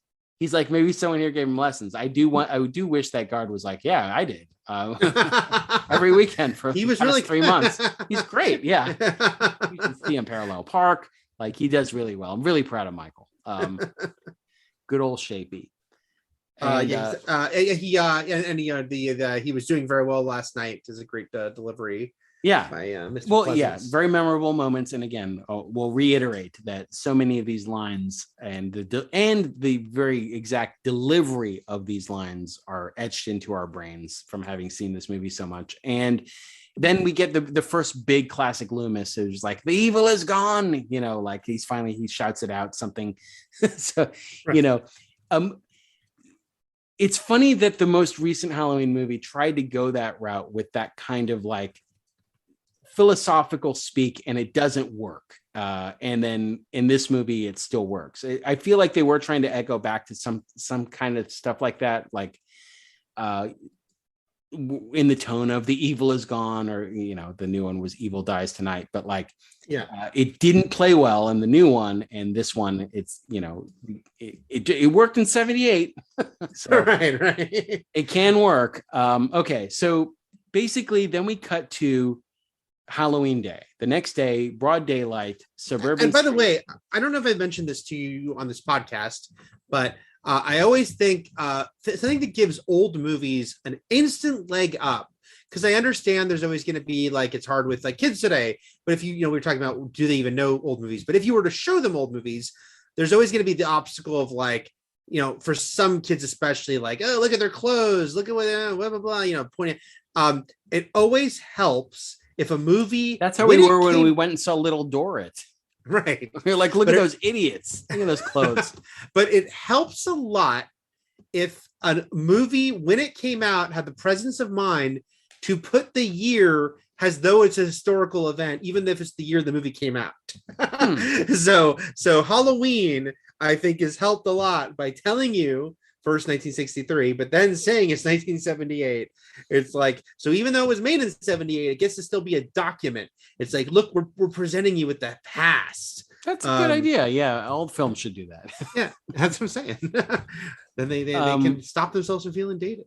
So, we get the suburban street, also iconic. So, you know, Halloween is one of those movies. It's been around so long and is so beloved that there's a ton of fan art. There's Mondo film prints of it. There's different alternate posters made by fans and artists online and stuff like that. And I was mentioning the jack-o'-lantern, there's I think it's Mondo, or it's another gallery site out there that had for sale just the shot of this street. You know what I mean? Like somebody painted and did their own thing with just this street. And it's something, because it's the establishing shot of Haddonfield in Halloween Day. You can look at that and be like, oh, there's Michael Myers isn't in it. There's no jack-o'-lantern. There's no knife. But you can look at that print and be like, Halloween. Right. You know? Right. And kudos to lovely Pasadena, California, for doubling for Haddonfield, Illinois. Haddonfield, named after Haddonfield, New Jersey, where Deborah Hill grew up. Look, it all goes back to New Jersey. Matt, I was drinking water from my Mondo Alamo Draft House Halloween 2018 glass, by the way, as you're talking about all the merch Oh, and yeah. Mondoisms that there are for this movie. Did I send that to you? I believe you did. Okay. I was going to mention that either you or April, I believe, sent that to me. Yeah, one of us got it for you. I think. Do I have that? I can't remember. I think I might. Okay, so basically, we get Lori walking down the street. She's leaving the house in the morning. Her dad, who is in real estate, asks her to drop off keys at the Myers place. Mm-hmm. And then we meet Lori. We meet Tommy, who is walking down the street. We already mentioned the fact. So she said she's coming over tonight. They're going to make popcorn, watch monster movies. He mentions the Myers house is the spooky house. They go up, and he doesn't want her to go to the door. He doesn't want her to go to the door, but she does. And this seems to be the moment when basically Michael drops the pin on the Google map. You know what I mean? And it's like, these guys, they can't. The first ones, I'm going to go in my old house, and the first people who walk up, they're fucking done. And I'm going to obviously first I'm going to follow him around all day. Obviously I'm going to wait till the night. But yeah, I'm going to basically make her see me. I'm going to be the worst hider in the world, which is to say she's going to see me everywhere, but then also nowhere because I'm very quick. So, but yeah, we also get the first mention of Lonnie Elam, who would show up later on to, he'd show up in a couple more scenes as the bully and then someone who gets scared away from the house. And then we basically, as she walks away from the house, he's already following her. And we don't even see that he's in a mask, really. Yeah. But we hear the mask breathing. Mm-hmm. So something's wrong with his breathing. If you don't know he's wearing a mask yet, you like, what is going on? But then we get basically Loomis saying he knows where he's going. Then the morning after, Michael's gone, upset that he knows how to drive, and then knows he's going to Haddonfield, even when everyone else is like, that's too far. But he knows what's happening. And we believe him. Like, that's the whole thing of this character. We kind of instantly believe this dude and his harebrained theories, and wish people would listen to him. What he's talking about. And then we've got Lori sees Michael in her classroom. And this is when the first time we also see the fact that in broad daylight now, we see the station wagon that Michael stole from the asylum. And he's outside the classroom, just standing by the car, kind of like. And these great visual, again, and you know what's interesting, Matt, I was also thinking about was because we watched this movie on either local TV or cable or VHS in the case of Jersey, the way this movie is purposely shot to make Michael this sort of vague shape in the background in a lot of these shots.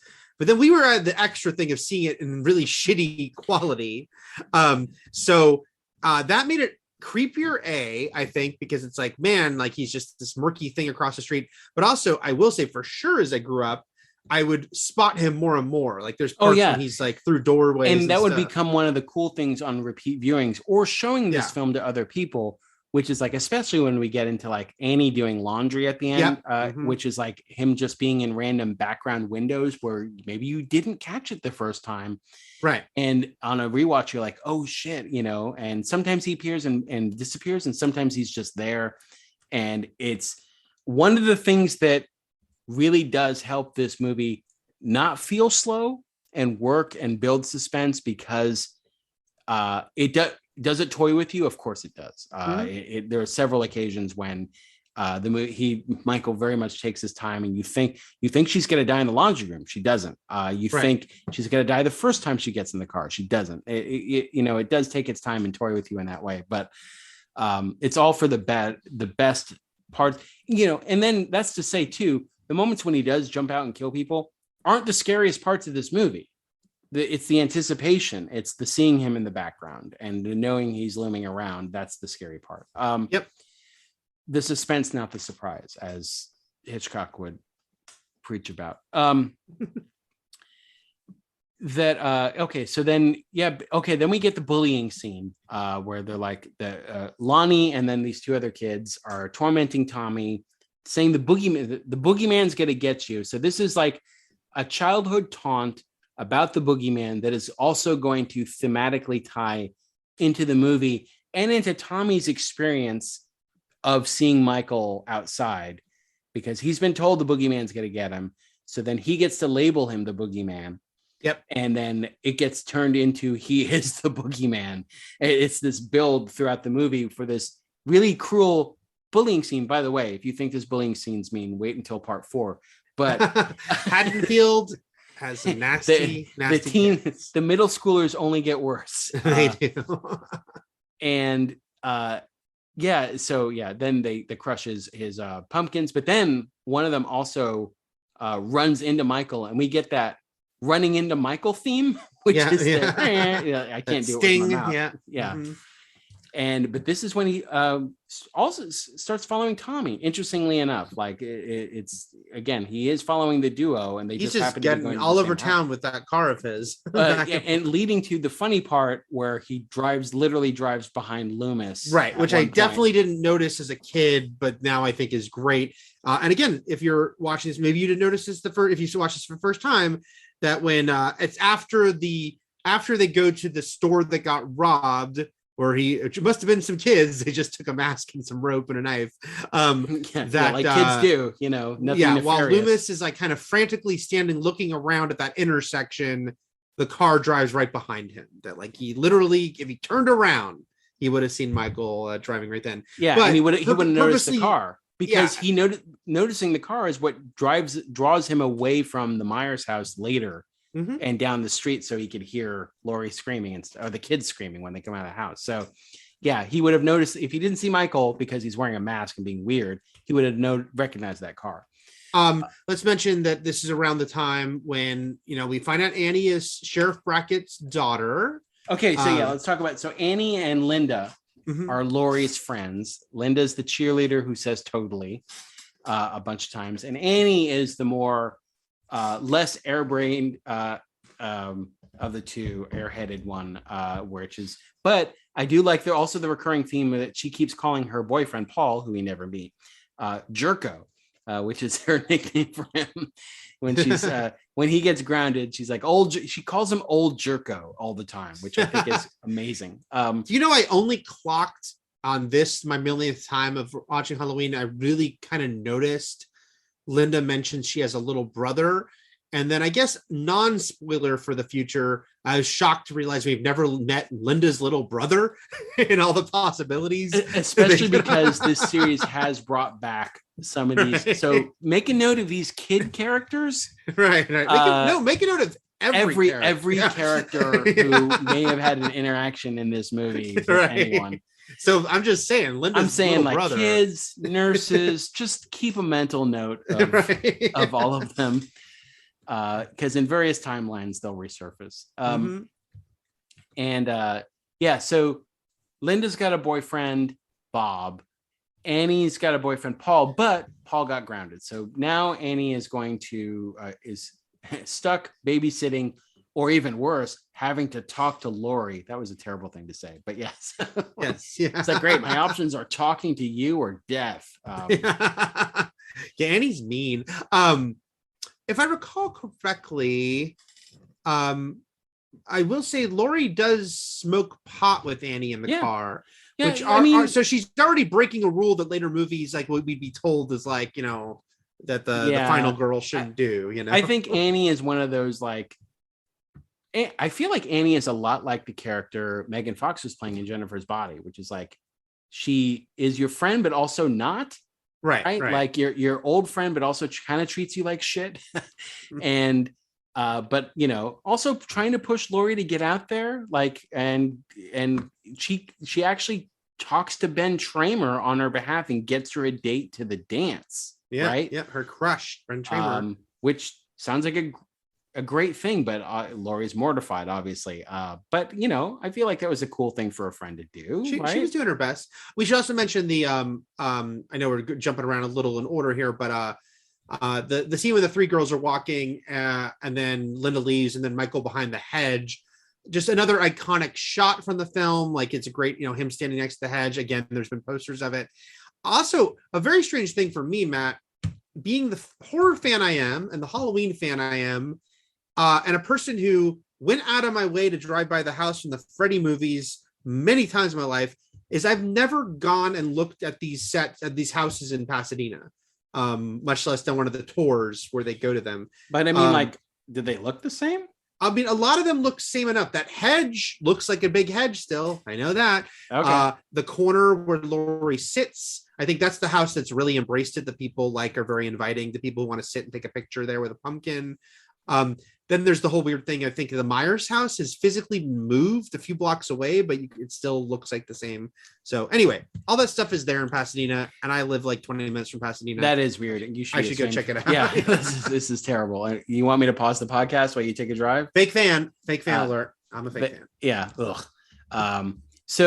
Yeah, and then the shot from him behind the hedge leads very quickly. A few minutes after is him in the laundry line, like looking out of her bedroom window down at the laundry. Like there's another iconic shot.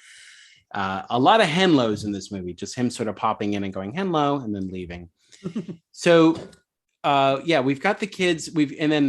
Simultaneously, Dr. Loomis has arrived in Haddonfield and is dealing with the sheriff. First, he deals with the cemetery caretaker, and who never gets to finish his bit. Yeah, he never gets to finish his story about the husband/father with the hacksaw. I'm assuming that doesn't have a happy ending. Maybe that's the spin-off movie that is next for the Halloween franchise.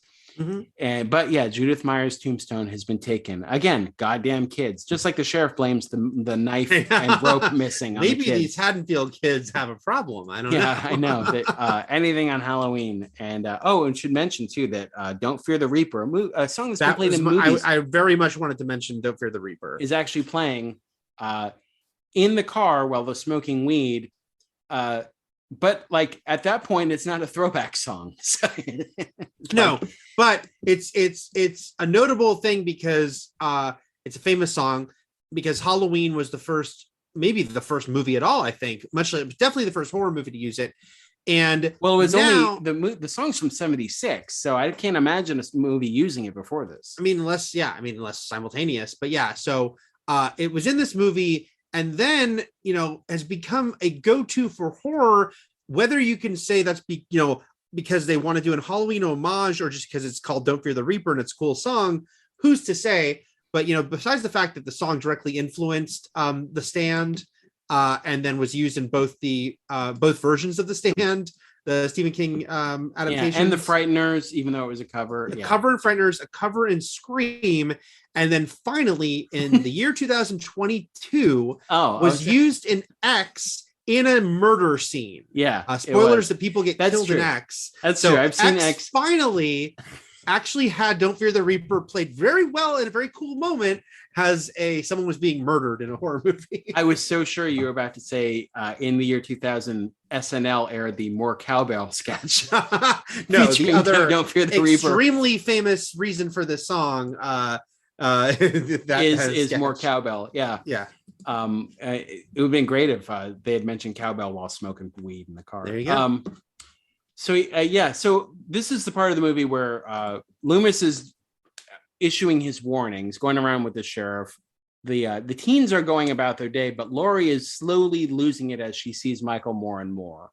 Annie brings it up when calls her on the phone, but she's like chewing an apple or some shit, and she's like, "You're losing it now. You're hearing things." And the sheriff and Loomis now pay a visit to the Myers house, where they find I guess, mutilated, eaten dog. Yes. Which I don't know. Not the last dog to die in this movie. Not the last dog, but the only one eaten. Yeah. I assume Michael got to eat. Here's the thing: we don't know much about the time Loomis, this 15 years Loomis has spent with Michael, except that almost half the time he was trying to save him, and then the rest of the time he was trying to condemn him forever and never let him get out because he saw he was evil, and he's got the blackest eyes, doll's eyes, like a shark. And but when Loomis was just like, he's like, they see the dead dog and he's like, "You must have gotten hungry." I was like, so matter of fact.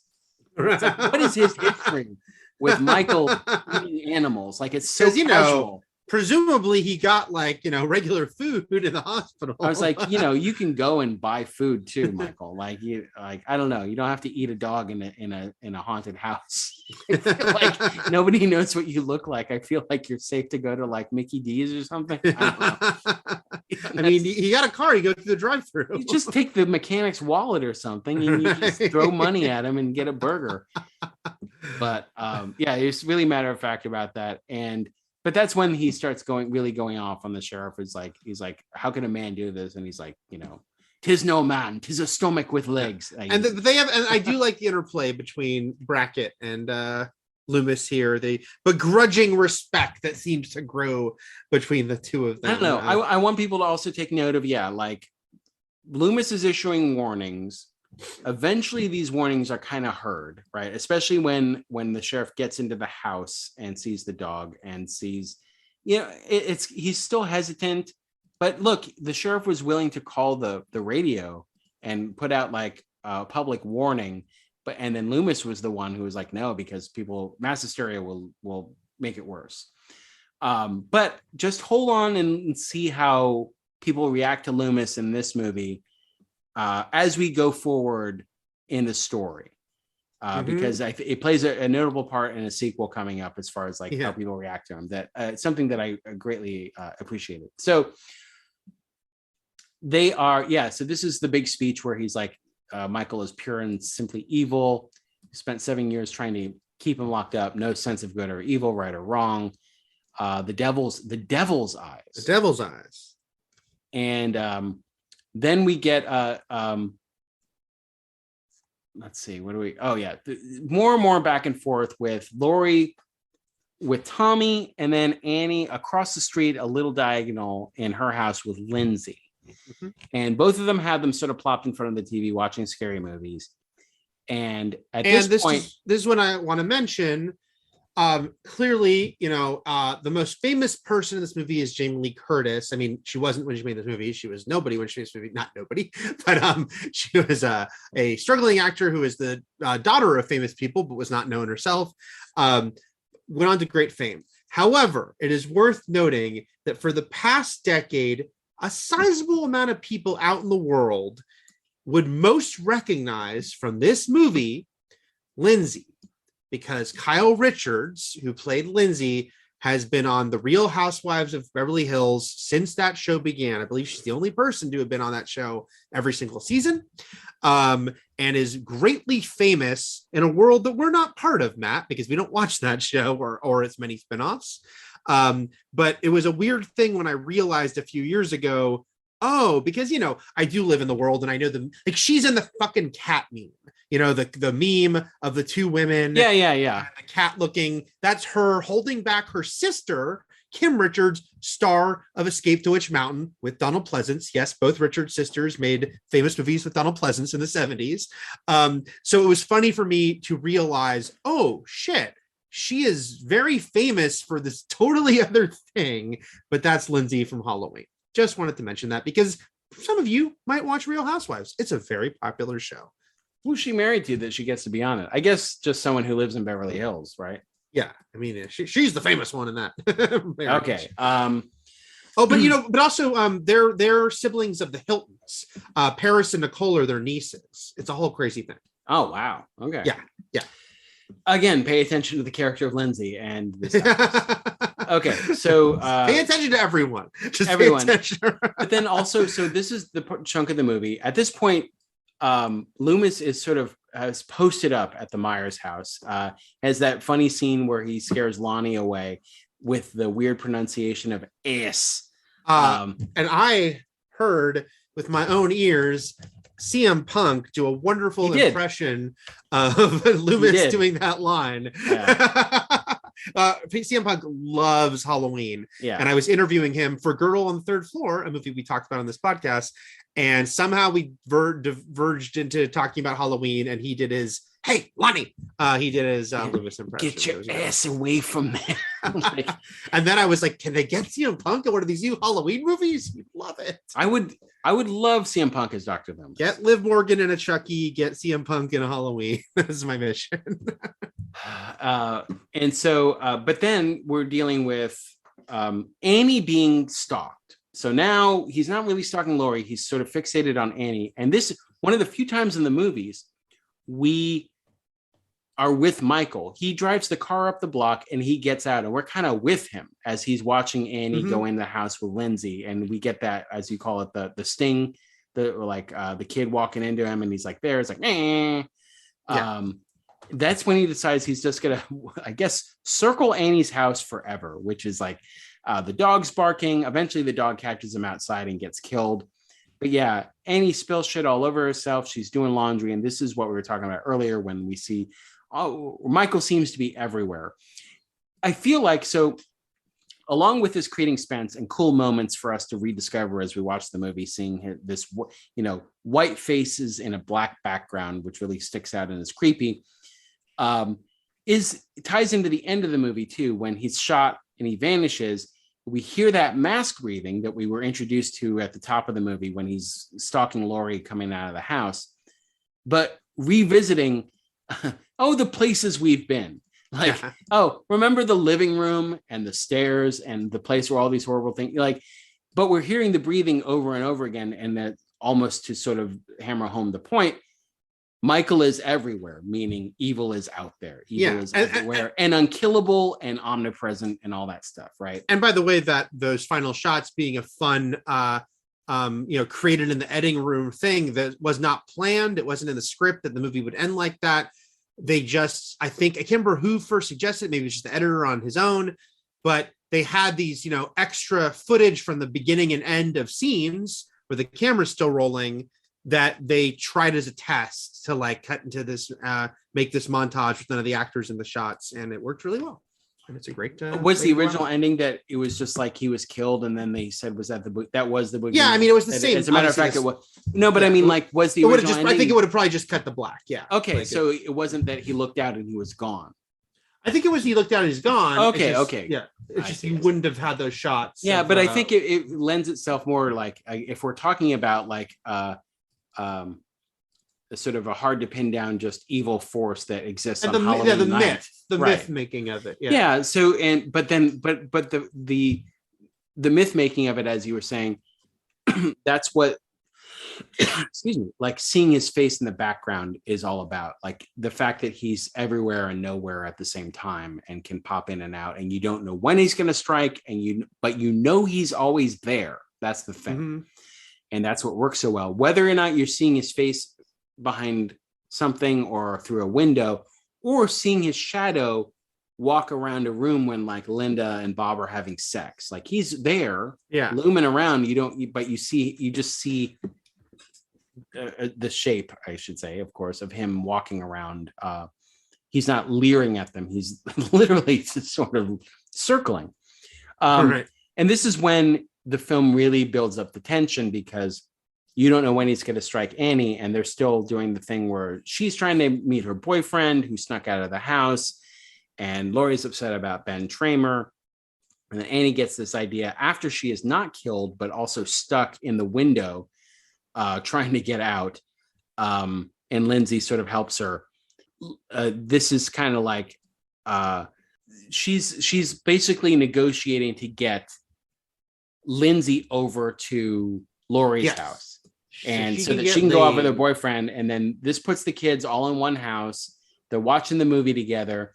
I also want to say that once Lindsay goes over there and Annie is set to go and drive off and get Paul and also get killed, I don't know if how do you think there's anything to when Michael, are we reading too much into when Michael chooses to kill Annie? He waits till Lindsay's gone. Is that true? Or right. Is there a reason he didn't kill her in a different spot but waited to the car? I don't know. I think it's hard to know, because he seems to definitely like to take his time either way, right? So but Lindsay and Tommy make this jack-o'-lantern, and when they're done, they're like, okay, let's finish the movie. And it's just a big reminder to you and me, Eric, as far as how we grew up.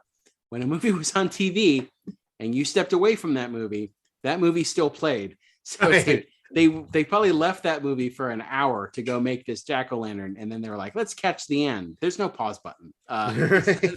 There's no pausing a streaming service or your DirecTV or something like that to come back to it. That movie was just on and playing, and if you missed it, you missed it. I always like, by the way, when Lori is going through Tommy's comic books, and Laser Man, and one of the titles. Although you can spot a couple of real comics, because they have a bunch of fake titles, but then you can see some real Marvel and DC comics. Well, yeah, he wants her to read those to him instead of what she was normally reading. And then here's another part where Tommy's trying to scare Lindsay while they're watching The Thing, which is, and this is another visual that really stands out from that I remember like scaring me as a kid. Like basically he's killed Annie in the car, he strangled her to death, and Tommy sees this dude carrying a body across the street into the house, and it sets up a couple things. One, it's really scary to watch this. The other thing is it leads Tommy into saying the boogeyman again, sort of bringing that chestnut back into the story. Another thing is, we know now Annie's dead body is in the house somewhere. Right. We don't know what's happening with it, but we do know that Linda and Bob go in expecting to find that people, but no one's in there. But we know that body's in there. We just don't know how it's going to play out. So there's a couple things going on with that scene that I always like. And then we get to Linda and her boyfriend, who we haven't seen Linda in a while, and they are now sort of what would become the prototypical horny couple in horror movies. Yeah. And like, they have a line, he has a line that every time, if you go to see this, this movie plays all the time at revival screenings here. But his line about tearing each other's clothes off, and then he says about, we'll tear Lindsay's clothes off. Always you creepy fucker laugh from our audience. I would like to think it also had it also put people off in 1978. Yes. And that this wasn't just something that we got hip to in modern era. But yeah, right. But yeah, so no one's there, so they're like, we can fuck, and then they go up, and here's the thing. Bob seems like a drip. They are this is sort of a cheese dick couple, but they have a nice rapport. I'd like to think that they actually have a good relationship, unlike Judith and the dude that she fucks at the beginning of the movie, who seems like he's an asshole. These two both seem like they're equally on sort of a shallow assholey level. Oh yeah, so they're giving each other shit in an affectionate manner. Yeah, I think they have a nice rapport there. So in the very short time that we know them, I think that they work as a couple and work as Michael Myers knife fodder. I think it's just cool.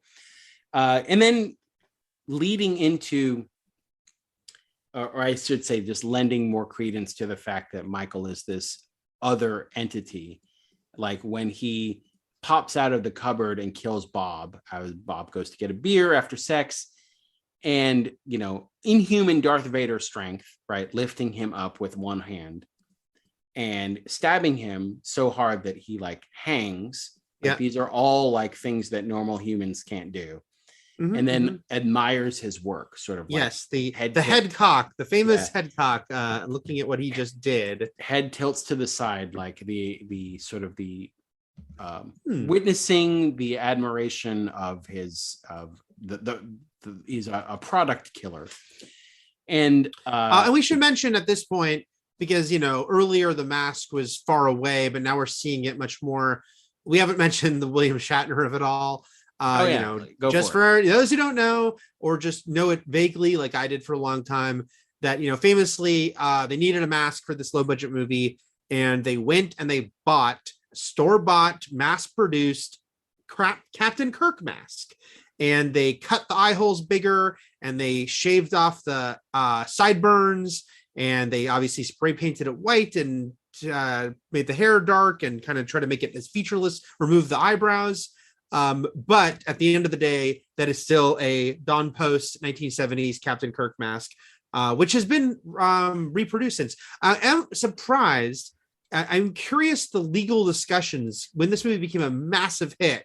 Were there any conversations with Paramount and Dawn Post because it was such a massive hit? And the centerpiece of the movie, the villain, was taken from this other very, very notable piece of IP. But they worked it I out. just still feel like in 1978, and it would be this way in the 80s too, that it was still like the weird. Well, no, Wild, I'm Wild not saying West it was when the it Wild came West to- for sure. Yeah. Like, we talked about like, girls wearing like Mickey Mouse shirts in Friday 13th Part 2, which I just went to see the other night, and stuff like that would just not happen today because they couldn't get it cleared. I'm just saying it's the post. I mean, it's the main thing in this movie. So I'm curious if there were at least some discussions. I would say they would have a case. My guess is that they would have a case if anyone out there would look at this and go, "Oh, William Shatner," Right. like Instead it which became they a can't. fun fact. They can't. Of like, Then it it's became a like fun fact, they look at that as obviously Michael Myers. I mean, again, once you know that, you can see the source of it, and if you look up the Don Post Captain Kirk mask, then you can definitely see. But it's not like everyone watching this movie was like, that's fucking Shatner. Yeah. Then we've got so Annie's dead and he kills Bob, then he kills Linda. In another sort of really sort of iconic visual from the movie, the ghost costume, the makeshift ghost costume, that would have been really funny outtake to see Michael Myers make that, like just cut holes in his sheet. Thank you. I'm thanking my wife for bringing me a bottle of water. Okay, Yeah. and then bring the glasses out too, which is, I would like to see him put that on. Oh, that was great. Well, I I'd mean, also like to think he thought that was very funny. Like this exactly. Well, he does. There's the mischievous side to him. I guess that because people have talked about when the movie Trick or Treat came out. I say recent, it came out in 2008, but not the 1980s movie Trick or Treat. When the 90s were 10 years ago, Eric. So yeah, I know. When the horror movie Trick or Treat, which is one of my favorite horror movies, came out, the creator Michael Deltry said he wanted to make like a real like sort of really tied to Halloween horror movie, because he made the point, and it is correct, that Halloween, amazing movie that it is, it being Halloween is a little bit incidental. And first of all, famously they shot it in the spring in Southern California, and they had to do their best to find pumpkins and whatnot. But the movie is not like really rooted. It gives him an excuse that people don't stop a guy in a mask, but it's not like all about being Halloween. But I guess you could say the mischievous side, the trick or treat side of Michael is the fact that he stages those bodies at all. yeah, That which becomes another slasher movie staple. a huge staple. Yeah. But also that like the quickness that a killer can do it becomes even more ridiculous Yes, too as the movies go on. the murder tableaus, and that he could have just burst in there and stabbed Linda, but instead he puts on this entire elaborate ghost glasses thing. Yeah. Michael's out there working on his tight five. He's got jokes, and maybe he's just angry that no one finds him funny, like Elon Musk. And do I have a Michael Myers action figure that comes with a swappable head with the sheet and the glasses? Maybe I do. I think I disagree with that idea that this isn't rooted in Halloween. I mean, there's trick-or-treaters. Tommy and Lindsay are obviously having Halloween sort of like babysitting time, because I guess Halloween is also the night parents just fuck off. And that's a very Haddonfield thing that I it have is a very questions about. Haddonfield thing, is on Halloween all the parents just fuck off. And Haddonfield orgy, gotta go. it's a tradition, and don't mess with tradition. Right. They just leave all their kids on Halloween. Yeah, well, they get their trick-or-treating out because some of those kids, by the way, were trick-or-treating in broad daylight right after school. So and yes, you might start trick-or-treating around 5, because sometimes they do want you to get the kids home before dark, but yeah, you're not trick-or-treating at 3:00 in the afternoon. It might not be like absolutely apparent in the movie, but when you listen to John Carpenter talk about the fact that Halloween and the notions of evil only being able to sort of exist on this night, like it gets more and more rooted into Halloween, just no one says it. Yes. Like it's not said. Then we've got 3 bodies gone. And this is when, after some confusing messaging and phone calls, like hearing someone maybe die on the phone, but she thinks they're having sex. By the way, Eric, remember you could just take your phone off the hook? Oh, yeah. And be at peace in the world. Okay. And no one will bother me. They have no way to bother me. Yeah. Lori finally decides to go over there. The movie's done. She's put Lindsay and Tommy to bed, and she's like, I'm going to go check on Annie and Linda because they're both being super weird. I don't appreciate it. I'm going to go across the street. She gets the keys out of the knitting kit. Very important setup for the knitting needle. Kit. Yeah, set up for the knitting kit, which will happen about 5 minutes later. And she goes over there. It's very suspenseful. We don't know. And even if you never saw this movie before, if you watch Scream for this podcast, you've seen this part because this is when Randy's really starts to get into Halloween. Oh yeah, you've seen this part of the movie because he's watching it and commentating on it. So she goes over there and she discovers in succession, boom, boom, boom, almost like he set it up, like Jigsaw, which is like Michael's got the tombstone set up on the bed with Annie sort of like staged as his sister on the as a corpse. Great visual with the tombstone that he perfectly backs into the doorway where Bob dangles down, and then she perfectly backs into the cabinet that opens up, revealing the body of Linda. So couldn't have made it perfect. The fact that he set it up knowing that did he even know she was coming over, or was this just for him? I don't know. But again, the Friday the 13th movies, which obviously owe a great debt of gratitude to Halloween, would do this even the first one, which is not Jason as the killer, Pamela Voorhees, setting up those bodies, finding that maniac strength and working hard to get those. The work of 3 people to set this up done by one. You got some rope. They stole some rope from the store. And this is the big climax of the movie when and Michael, his face emerges this time from what a great visual, the black doorway. Again, this such a well shot movie, which again I think really made it stand out. And he's right there, takes a swipe at her. She falls over the railing. The edge of your seat chase, if you want to call it, because he's just walking normally. Another staple. Another thing that horror movies would copy for the next forever, the slow-moving killer, the injured prey, and the slow-moving killer, and the fake-out deaths. Again, I'm not saying no movie did this before this, but the success of this there's a direct line between the success of this and how much it became a staple of the fake-out death of the killer. Yeah. Well, yes.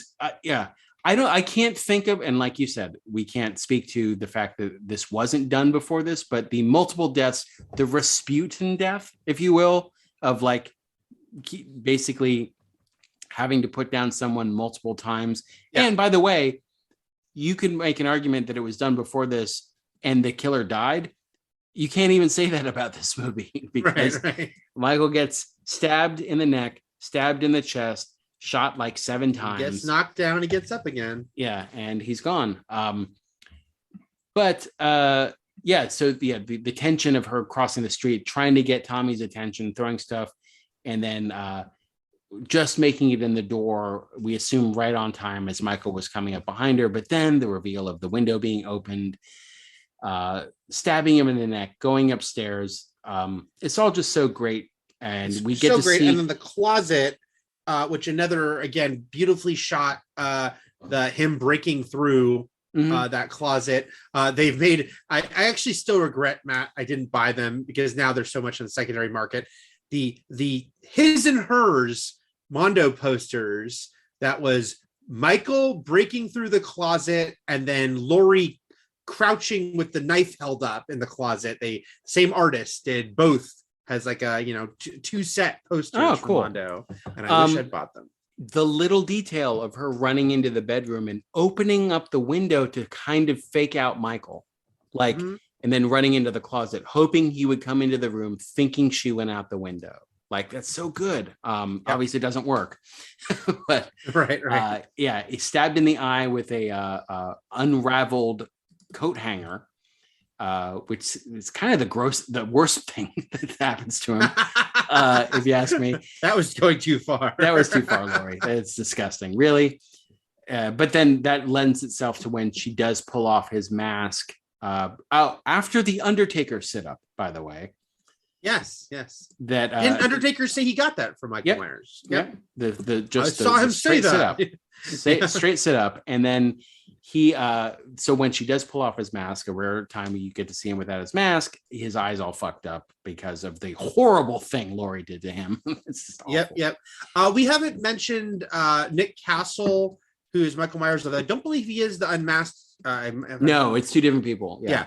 But Nick Castle, who plays him for 90% of the movie, and just the fact that I believe, if I'm remembering correctly, Nick Castle was already. There's a lot of people who worked on this movie who are just kind of like the Carpenter crew, like Tommy Wallace, who edited it. One of the editors, and would go on to direct Halloween 3, and Nick Castle, who are like just buddies of Carpenter and frequent collaborators of him. But Nick Castle also fascinating because he's Michael Myers, but then he went on to be a director who directed The Last Starfighter and The Boy Who Could Fly and Dennis the Menace. And so he also co-wrote Escape from New York as a Carpenter player. But yeah, and then isn't the musical group that John Carpenter did the Big Trouble in Little China song? It's him, Tommy Wallace, and Nick Castle. I believe that is the three of them. Okay. So there's a musical lineage there as well. Well, and then it was also, we could talk about it later when we talk about the other movie, the third movie called Halloween. Yes. Which is that he also makes a cameo in that. So, all right. Because, I don't think it's a spoiler to say that, like Jason, many people have played Michael Myers through the years. I just sent you in the chat a link to those Mondo posters. You can't look at them, people at home. But I think you can look it up. You are incapable of using Google. Jason Edmiston. If you look up Jason Edmiston Halloween, and you'll see his Michael and Laurie. Those do look cool. Yeah. The Laurie one used to be up at the Alamo, Los Angeles. So then we've got we have an Alamo here. We have I'm fortunate to be surrounded by like 5 Alamos or 6. One of them here is notable because hanging for the most of it is Mondo prints of John Carpenter movies. It's like the John Carpenter Alamo. So they've got really cool Thing ones and Halloween ones. And then, they also have some of his other movies, but like specifically the Mondo prints. So it's always cool to go that one and check them out. Look at them again. And I'm so curious now that Mondo has been sold by Alamo, if they'll still have those. To Funko, right? Yeah. Yeah. My draft house, the posters would change as they got sold because you can buy them off the wall. And Trish and I bought at the opening party for Alamo LA. We bought the Twin Peaks poster off the wall. You can buy them off the wall. I wonder if you can buy them off the wall here. They're expensive, but not too. They come with the frame. And they're not like there's a Thing one I would love. There's an amazing Twin Peaks one that's like Cooper, but Bob and Laura are like in there too. So we bought that off the wall. And then, like I said, I regretted not buying Laurie poster when I could have, because for quite a while now, it's been mostly comic book, like Mondo posters, but the comic book ones they've done. So there's like Batman and X-Men Mondo posters up and almost no movie ones. I don't know if that was a choice they made or just they sold out of everything else. But I am curious, like I said, to see if Mondo will still even be a thing at Alamo Draft House. Let's wrap this up. Dr. Loomis, who was holding court at the Myers estate, notices the station wagon, starts walking down the street because Michael's there somewhere, but that leads him into the screaming fit of Tommy and Lindsay, who are sent running out of the house after Laurie tells them to go and get the Mackenzies' attention down the street. He runs in. Myers has already done his Undertaker sit-up. He's attacking Laurie. He gets shot. Also, I have to say, I just wanted to say that I do like Tommy and Lindsay screaming their heads off when they ran down the street. Scream that shit out. It makes sense, yeah. And then gets shot more. Then the cool edit that happens here, where he gets shot and goes into the room, and when Loomis goes into the room right after him, he's just standing completely still, as if he's unaffected by that bullet. And then shot several more times, falls off the landing and lays on the ground, but he's not dead. And this is our, as you mentioned, the only meeting between our 2 lead characters. I guess you could say the 3 lead characters are all in the same room at this one point in the movie. Laurie and Michael, that'd be very interesting. But Laurie and Loomis have their only dialogue exchange here, and it's goddamn perfect. It was the boogeyman, as a matter of fact, it was. It's when perfect. I was a kid, I remember being like, that's fucking awesome. I turned to you in Jersey, right? And it said that. You're like, that's fucking awesome. And then I listed everyone in the movie to you. So Halloween is amazing and it holds up. And one of the reasons why it's so beloved is because these sequels are take them or leave them. And you can choose. There's going to be some good. There's going to be some bad, but there's only one Halloween. That's the thing. Halloween can always be watched as a one-off, as it was designed to be, with an open ending, with a sort of an implied supernatural, metaphysical ending, if you want, even that always works because it works on a spooky spiritual level, but then it also works as kind of where this story was born from, which is like, when you told, there was always the scary story growing up, whether you were telling it at a campfire or at a sleepover, about the escaped mental patient. There was always something about an escaped mental patient that would work its way into these creepy stories that we tell each other to freak each other out. And so that's one of the roots of this story. But then what if that escaped mental patient, scary tale to tell in the dark, meshed with sort of this nebulous evil that exists on Halloween night, and it's sort of undefinable, but also phenomenally scary. So that's Halloween. And again, you can choose which sequel routes to go. You can even choose what branch of timeline you want to following this movie, because there are a couple. But this movie will always bring people into seats when it's shown on the big screen at revival houses or just at a theater showing old movies, because even people who don't like horror will like this. It's a movie that sort of crosses that aisle, By the way, as an aside, I just noticed that Michael Myers Mondo print sells for like $2,700 on eBay. So I really do wish I'd bought it when it first came out, because I'll never own it. This is a classic movie. It stands on its own. I have great love for a couple of the others in the series. I have ironic love for some of the other series. I do not like a couple of others in the series. And it's a fun series to follow. But yes, this and this movie is, look, I love the Friday 13th movies. None of them are as good as this movie. This is like a special movie. It created this incredibly iconic character. It created an entire subgenre that would follow. And I was even thinking, Matt, it's like, even though this movie followed Psycho and Texas Chainsaw Massacre, which would be outright classics with or without Halloween, that would be beloved. I mean, even the fact that those movies finally got sequels because of Halloween and the thirst for like horror franchises, both got years later sequels. In the case of Psycho, like, way later, but even Texas Chainsaw Massacre took a very long time to get a sequel. And it was because, I think, they're like, hey, let's finally try to turn this sucker into an ongoing thing. But they were like, hey, we had a really cool looking, iconic, franchisable killer, and we didn't do anything with it. We didn't do anything with them. So let's do it.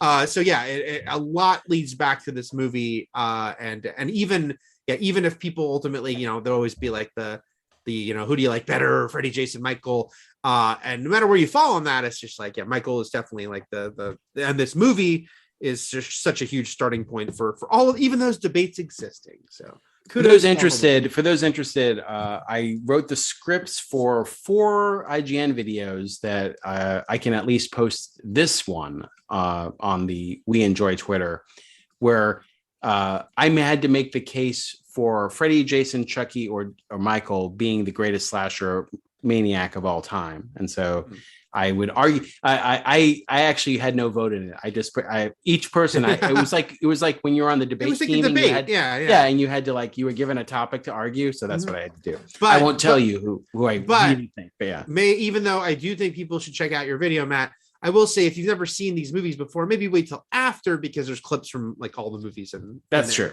because I do talk about the history. So if you don't want spoilers, don't watch it. But all right. Now we got. If you do want spoilers, listen to our podcast. All right. Next week we'll talk about Comic-Con news for sure, but also Halloween dose. And until then, everything is possible, but nothing is real except the boogeyman and Shakma. The evil Shakma. Get your ass away from there. Shotgun!